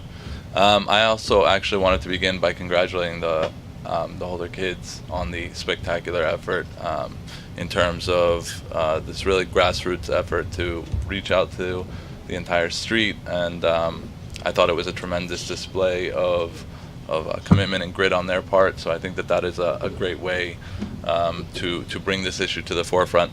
I also have two kids, 3.5 and 5 months, so we're not playing out on the street as much, but that will absolutely grow, and so it's absolutely an issue that resonates with me. Professionally, I'm a real estate developer, a land developer, so the number of residential streets I've been involved in designing and building, I can't count. And so beyond just this being a personal issue of relevance, it's actually an issue that I have some professional perspective on as well. And I thought everybody's done a great job in terms of really synthesizing the issue and determining where we are, where we need to go, and the quick jump to the speed hump option as sort of being the real jarring element here. When we design streets, anytime within a residence, and I do this primarily outside of DC, but in DC as well, we avoid speed humps until several other measures have been exhausted. They're really something that does come with a lot of baggage to them. The noise, obviously the impact to cars that do regularly travel the street, the potential impacts of snow removal and plows and what that could mean. But with that said, I am firmly in the camp of it is a situation that is not properly addressed the way the street currently is built in terms of signage opportunities, in terms of other traffic calming measures that can incrementally be tried. There's also grooving pavement, which is creating sort of indentation, so when the cars drive over, you still have a sort of a dug dug dug dug impact to your car, and that does come with its own noise impact, but it also then potentially mitigates the snow removal and the snowplow impact because you don't have any vertical issue that's created. There are rumble strips, and even if after going through the signage and the stop signs and these various other measures, a speed hump was installed, I would just love to throw out there, and I don't know whether this is even within DDOT's realm of what they would be willing to entertain, but even if we got there after exhausting the other issues, I would love to see it be actually with a rubber speed hump as opposed to one out of asphalt, because rubber speed humps can be installed using screws, and to the extent that they did end up creating more issues than they resolved, or to the extent that it wasn't the ideal solution, they could also then be removed, as opposed to once an asphalt speed hump is installed, it's more or less there to stay. So again, just voicing appreciation for all of you. Pat, I have never really interacted with you, but it seems like we're losing an asset here because you're very, very thorough. Thank you for that, and thank you guys all for your attention. Well, let me ask you a quick question, combining with the father, if you don't mind me calling you the father. It sounded like sooner the better, but let's not do anything crazy. So, sort of in that spirit a little bit, and maybe Pat, you can opine as well. And I'm not sure there's a consensus around stop sign or signs at 29th and Upton, speed limit signs. But are those, I'm trying to get a sense of the community if we were to communicate with DDOT, like, would those be things they should just do now? Are those no-brainers, or would that stop sign create? There is no stop sign going west. I'm sorry. I would love to hear from you next. I'm just trying to. But that's crazy. Right. So I'm just trying to get a feel. What? Well, I think what he's afraid of is we go to DDOT and say, hey, you guys got to put a stop sign, then people are like, hey, where did this come from, right? And so I think just getting that feedback from you guys and saying, no, this makes a lot of sense is helpful. So what's your, speaking in your individual capacities, and I want to get everybody else's opinion just on this question, but and with the father as well. I absolutely think so. I think that would be a great first step. I think we should maybe just do, if nothing else, maybe a show of hands type of thing. I think that would be the quickest way to get at least, a more widespread impression. No, I wanted to see the dad come down. Could we get a show of hands the other way, if you think it, like the negative? But the stop sign would be, it would affect east and west, basically, right? I'm joking. Yeah, at 29. I'm sorry. These parents come and have, they'd stop a group about 10 car lengths after the end of the driveway, coming west, and then they'd speed up to Connecticut Avenue. Fair enough, I get that. And then the eastbound traffic, which isn't a problem, you want to put a stop sign at 29 for the people to either go right or go down. You would just have a stop sign at one side? Both sides. I'm just asking. Yeah, I think it would be both. Like that'd just be So three-way stop. it'd be going north, east, and west. That traffic. And this is exactly to accomplish recently what? Just traffic calming. Yeah. But trying to understand, DDOT's responsible to be it's traffic control. That's what their response will be. But it's But so is there someone who thinks a three-way stop at 29th and Upton is a bad idea? I do. Okay. Anybody else? Anyone else? There were a couple people in the back there that wanted to just come on down if you don't mind, or stand up. Please go ahead and stand up. So I'm Julie Wise, I'm at 29th Street, and I agree with everybody else. Julie, please come down. I'm sorry, it's just going to be easier. Anybody else that knows they're going to want to comment, just sit in the front seats, please.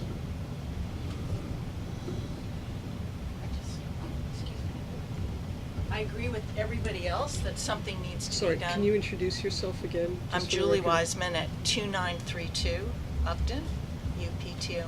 Well, you know how. Anyhow. Can we get consensus? So I just want to go to your point, which is process.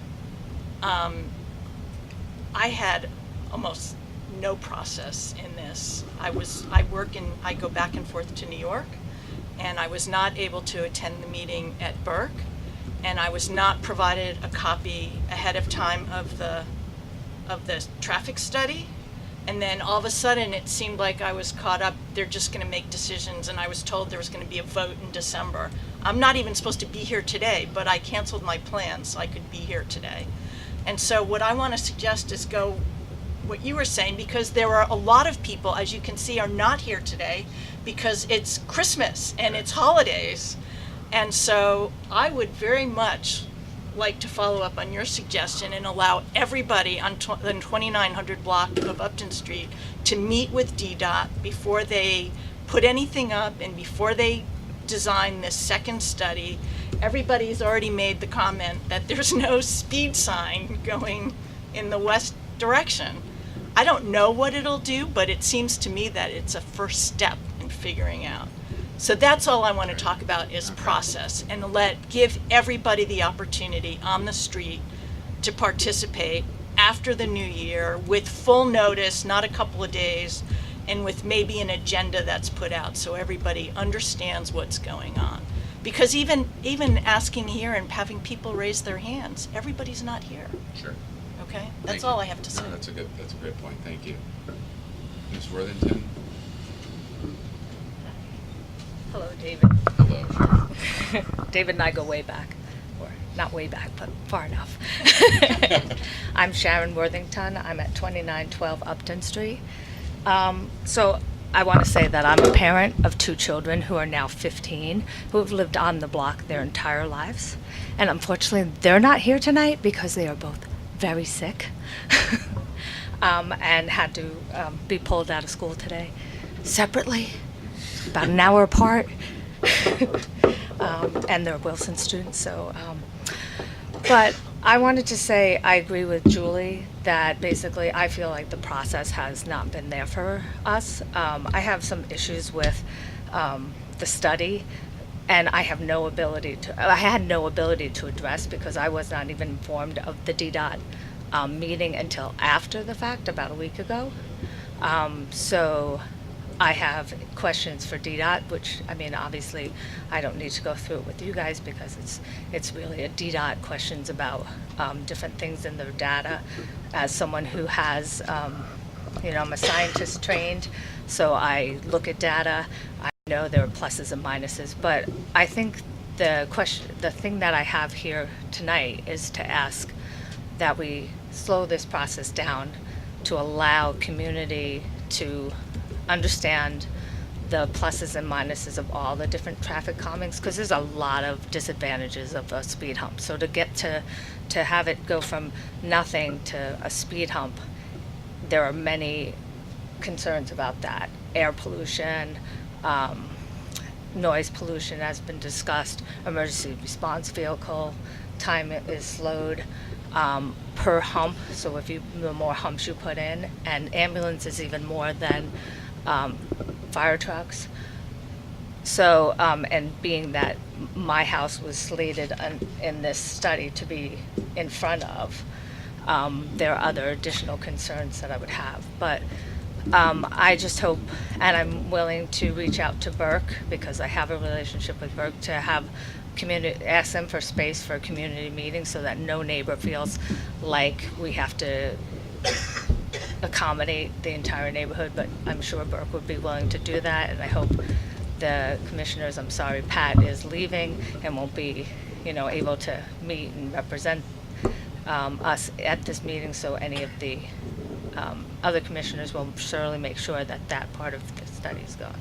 So I hope that the ANC, all the commissioners are willing to support us and getting that the community get some time with DDOT so we can explore this and go through this. Thank you. Thank you. Hope you feel better. Thanks. We're gonna. Anyone know how many minutes we've spent on this? And I know you guys have been patient. We'll afford it the time necessary. But do we? 35 minutes already on this. And what was our time for it? 15. Let's just Pat, finish. What's that? Let's just finish. Just finish. Anyone object to us just finishing? I'd like to hear what everyone has to say. Great. They were in that. Anybody opposed? Great. Let's continue, please. Hi, I'm Jody Smolik. I live at 2945 Upton Street with my husband George. We've been there for 20 years. And thank you, commissioners, for your hard work. I know this isn't easy. But I hope to have something more positive to report. I did attend the December 4th DDOT meeting at Burke School. It was very poorly attended. And it was a gut punch to see not one, but 2 speed bumps. And the other one being in front of my house and my neighbors and 2 other neighbors across the street. It was completely unexpected to see that report and to see what the study was done. But the engineer that night said, anyone can call me. That's what I did the very next day, December 5th. Emily Duffy. She was very busy. She couldn't meet with me on Thursday. She was out of the office on Friday, so we had an appointment on Monday, December 10th. That was this week. We spoke for almost an hour. Right after that, I did a recap to her. But to make a long story short, that's why you got the response, the email from me asking for a postponement of this meeting. She has agreed to do new traffic studies, to do the feasibility study of the 3-way stop sign, which she says is not a political issue, that is a safety issue that DDOT does alone. This is what she explained to me. It's not based on petitions. It's not based on, it's based on a safety issue. And she's agreed to so many other things I'd like to share with you. Did she agree to another community meeting? Yes. Okay, go ahead, sorry. One thing she did say at the meeting on December 4th was that DDOT does not want to divide the neighborhood, and that speed humps divide the neighborhood with the adverse impacts. For me, the noise, it's a quality of life issue. I sit on my porch all the time. And I have, the other issues, snow removal. She said we're going to be at the bottom of the list if we get plowed it off. Parking implications, the many applications. So I started talking to her. It's like, what can be done besides the new traffic study? Well, I mentioned that the study was only in one position, that was at the Howard driveway. She's agreed to do an additional study east of 29th on Upton Street, so there'd be 2 points to capture data. So you see where the traffic's speeding and coming from, whether it's coming from 29th or coming from the Levine School area. So it's eastbound traffic, because the idea is she was saying that all traffic that's speeding is only westbound traffic. And again, I agree with many people tonight saying I believe it's partly cut-through traffic. Because if any of you are familiar with the Waze app on your car, so many people now use that to detour. They don't read signs, but they'll follow their app, and if Tilden was the only way out to get to the light, people are going to cut through our street, and that's what I've observed. But in addition, she put me in touch with the school safety officer for DDOT. He came out today, and he sent me an email this evening, right at 5 o'clock approximately, and he did a study of our street. He says all the signs, there's only one in front of Burke that says 15 mile per hour school when children are present. That's the only sign. He says that sign has beyond outdated. Because I had driven around the neighborhood to see other signs. In his email, he's agreed to tons of signage saying it's supposed to be 15 mile per hour, 8:30 a.m. to 6:30 p.m., Monday through Friday. Westbound, eastbound, signs in the alley, everywhere. Another point I'd like to make, as someone has mentioned, is that we're an institutional corridor with the Levine School of Music. That they offer classes daily, including weekends and nights. He noted there's no signage there. There's no speed limit signs. He has also agreed to do signs, 15 mile per hour school, 8:30 to 6:30 for the Levine School of Music. Sorry, Dave. 2 blocks, 2800 and 2900 block. But would it be 15 the whole block or just X hundred yards? From the Levine School all the way to 50? Connecticut Avenue. Yes. Also talked about flashing school signs. And right now they don't have funds, so I'd like to put in a grant proposal for the ANC to fund that. It's a solar sign. I also think, Edmund Burke School and Levine School should, as private organizations may consider doing that for their own school safety. Just to be clear, ANC can't put a grant for that because it's Doggone. something that DDOT should, if a city agency should pay for it. We can't Absolutely. fund It was last funded in 2015, those signs. They're doing a pilot program this coming school year, so I'd asked if we could perhaps be a part of that pilot program. perhaps that's something the ANC could ask our council member Che, that if we could designate funds for Upton Street. In addition, at the end of my street, the sidewalk ends. There's no sidewalk beyond Howard's driveway. They were also looking at a feasibility of just a big banded zebra crosswalk there. Because as you know, Burke students traverse the neighborhood. My neighbors, people with their children and their dogs, everyone traverses, that area, and there's no crosswalk. And so the chief had also agreed to that as a feasibility. So I do think there's solutions. I don't want a Brexit situation where you say, okay, we've got these permanent speed humps and the community is divided. I think we can declare. You're trying to get in the Northwest Current, aren't you? No, I'm not. But I would like to have, victory for everyone involved: children, parents, homeowners, people that have dogs, people who don't have dogs, people who don't have children, people who've lived here 50 years, people that have lived here 3 years. I don't want to see the street forever altered because I love my street.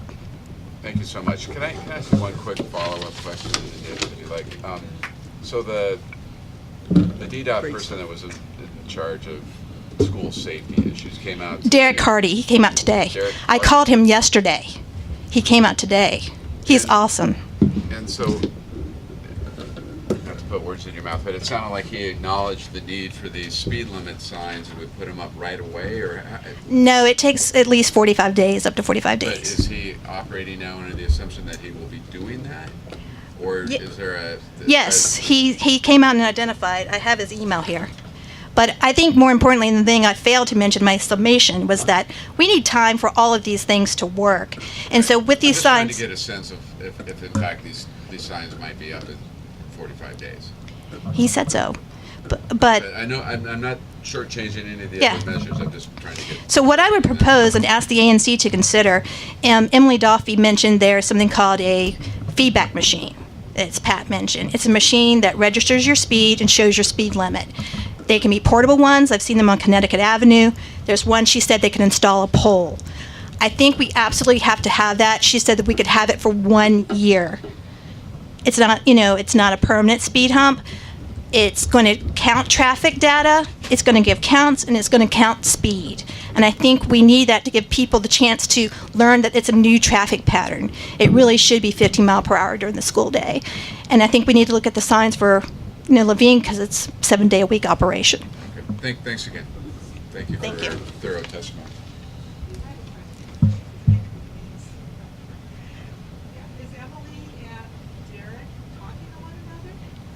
She was CC'd on the email, and she is the one that gave me his name.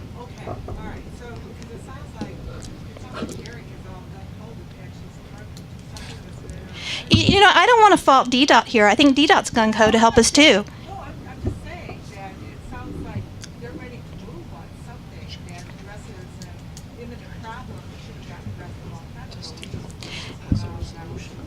And I think that's a good result of all of this happening. And I think everyone can declare victory. Well, I think everyone being here tonight, I really appreciate it because it was really short notice. It was hard. It's been, hard in the neighborhood. But I guess the biggest thing is that I don't want the study rushed. We need to have these less intrusive things in place. They need to be fully studied because traffic data can be flawed. We know that. People can trigger it. There's so many slick, traffic data. As data, any scientist here will know it can be manipulated. Thank you again. And let me just express it that I think this has been really helpful, and I know a lot of you are coming here at the last minute or canceling plans, et cetera, and we appreciate it. Please understand that this is meant to be community dialogue. It's not meant for the ANC to signal that we're jamming anything down up to the streets. That more discussion is better, and that we're making more of an informed decision, and that's what we're doing tonight. And so I think, as one of my fellow commissioners noted, that I think before they were to do speed humps or any other measures, they would look for an ANC resolution in support, or at least to provide advice. They require that. Okay, well, even so. The question is, do they want a resolution from us to put in the stop sign or the school zone signs? Political, a three-way. It's called a warrant analysis. and that's something that VDOT does for safety, and she says it's not politicized. Okay. So there's no petitions involved or anything.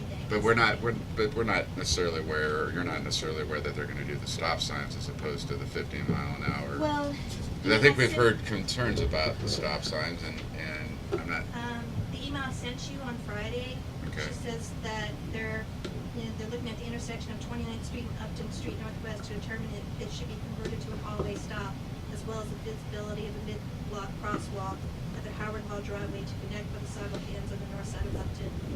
And, and that's why she was saying, like, with all of this, that other traffic comment that we talked about, considering the speed bumps are warranted and supported by the community, we will not be able to install them in the spring anyway, so that's why she suggested that you postpone it.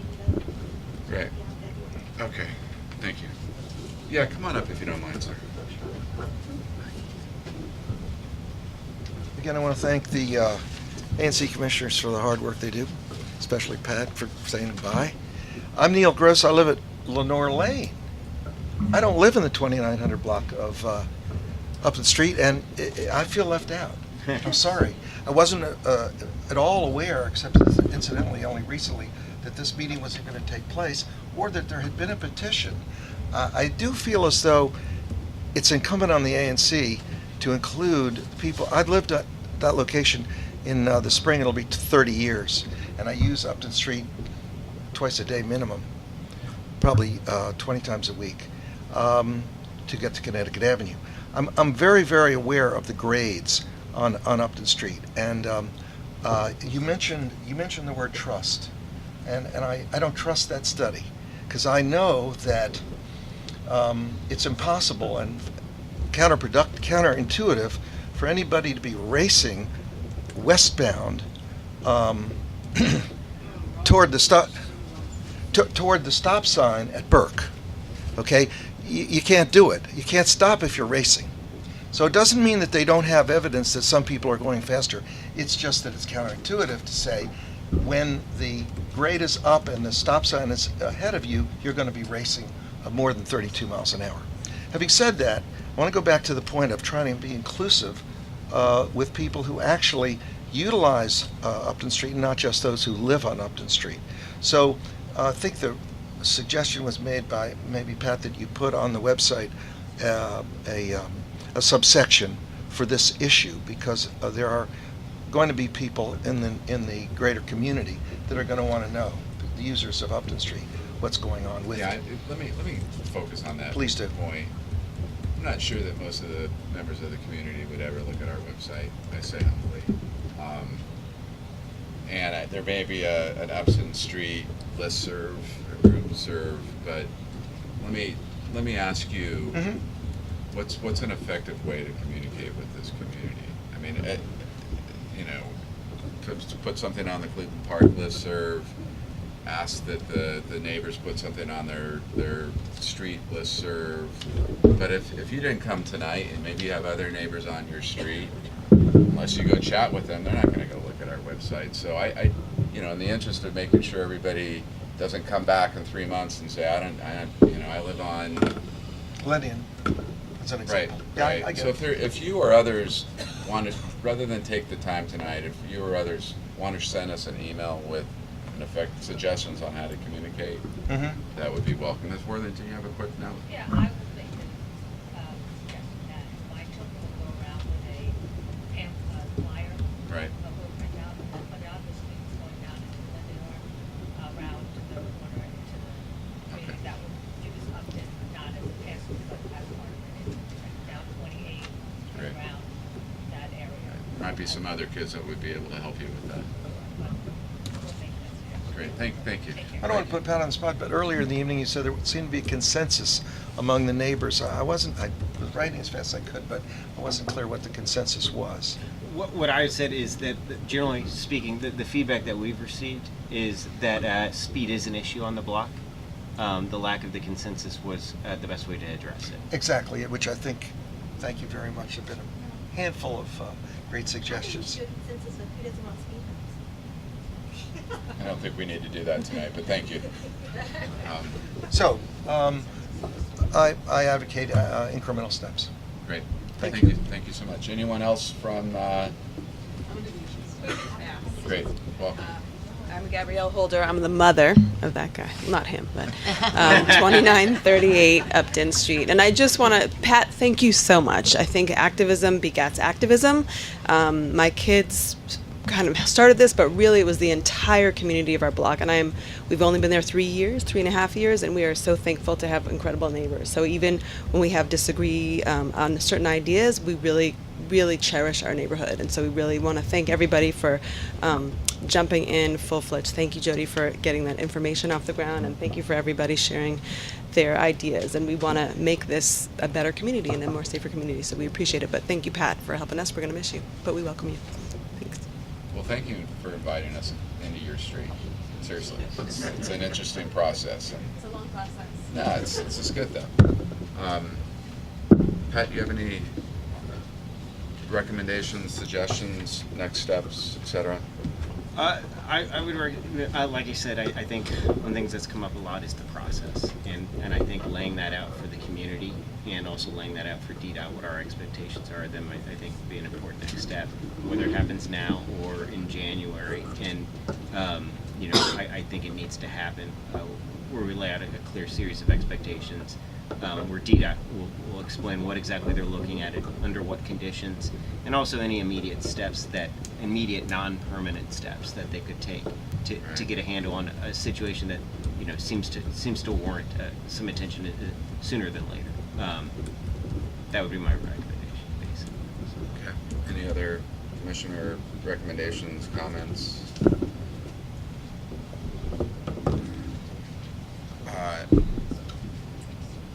Trying to summarize this, and I'm having a hard time doing that because I want to make sure that the community knows what we're doing, and if we were hypothetically, if you draft an email or we draft an email, sort of laying out the general community desire on process, and then we ideally have another community meeting later. There's also something I was thinking.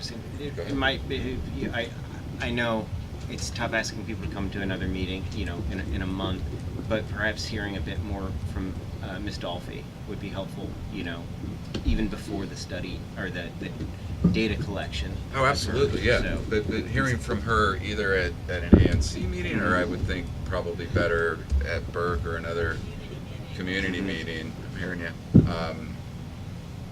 That we as an ANC request that DDOT host that other community meeting before they initiate a study in January, February. Yeah, with as much lead time as possible. I think that was, one of the things that kind of undercut things. Even, I think, what was the notice? About a week, I think, for the community before the meeting at Burke.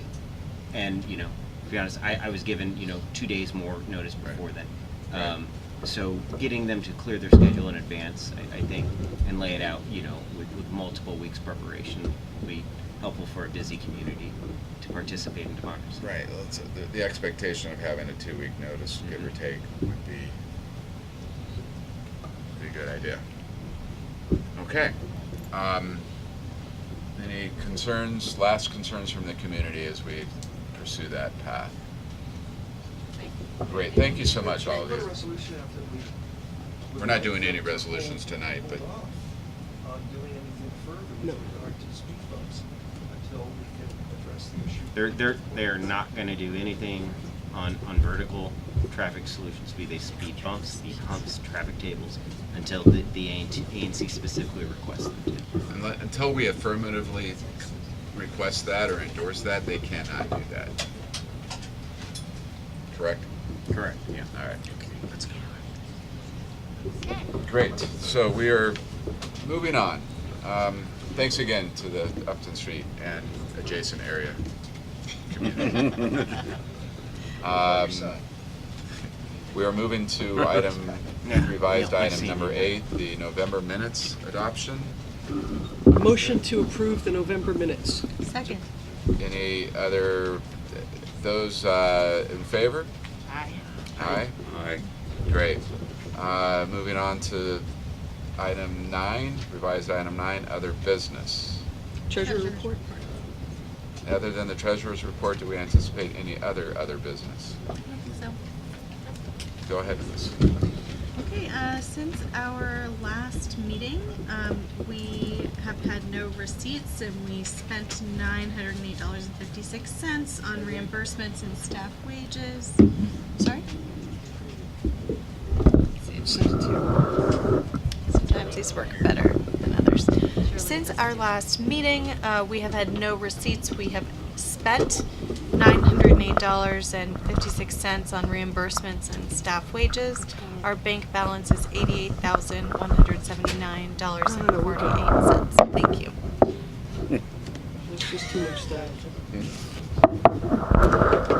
Oh, is that working better? Much better. Okay. Our bank balance is $88,179.48. That's it for me. Terrific. Any other items before we make a motion to end the meeting and to adjourn? Motion to adjourn. No, you don't get to. There are 3 people up here. I don't support your motion. Does anybody else support Andrew's? Motion to adjourn. Is there a second? I second. Whoa. Excuse us, Downey. So we have a motion to adjourn from Shirley, and what? A second from Bill. I'll give it a third. And a third. I move that the 4 of us vote to adjourn and not to pay attention to If you ever want to have any, wait. Actually, these are my new. Let's get politics. We're in for the moment. ANC-wide vote. There's been a motion to adjourn and a second. All those in favor? Oh, we want to stay. No, we are voting against adjourning. We are voting against adjourning. This meeting is David, adjourned. we're not adjourning. We have 1 opposed. Do we have an abstain? Or this meeting is adjourned. Thank you, guys. 5-minute agenda item for the adjournment. Well, he did a very full hour for the short Yes, 2 he minutes. did. So, Yes, he did. David, can you sign these? But there was no chance.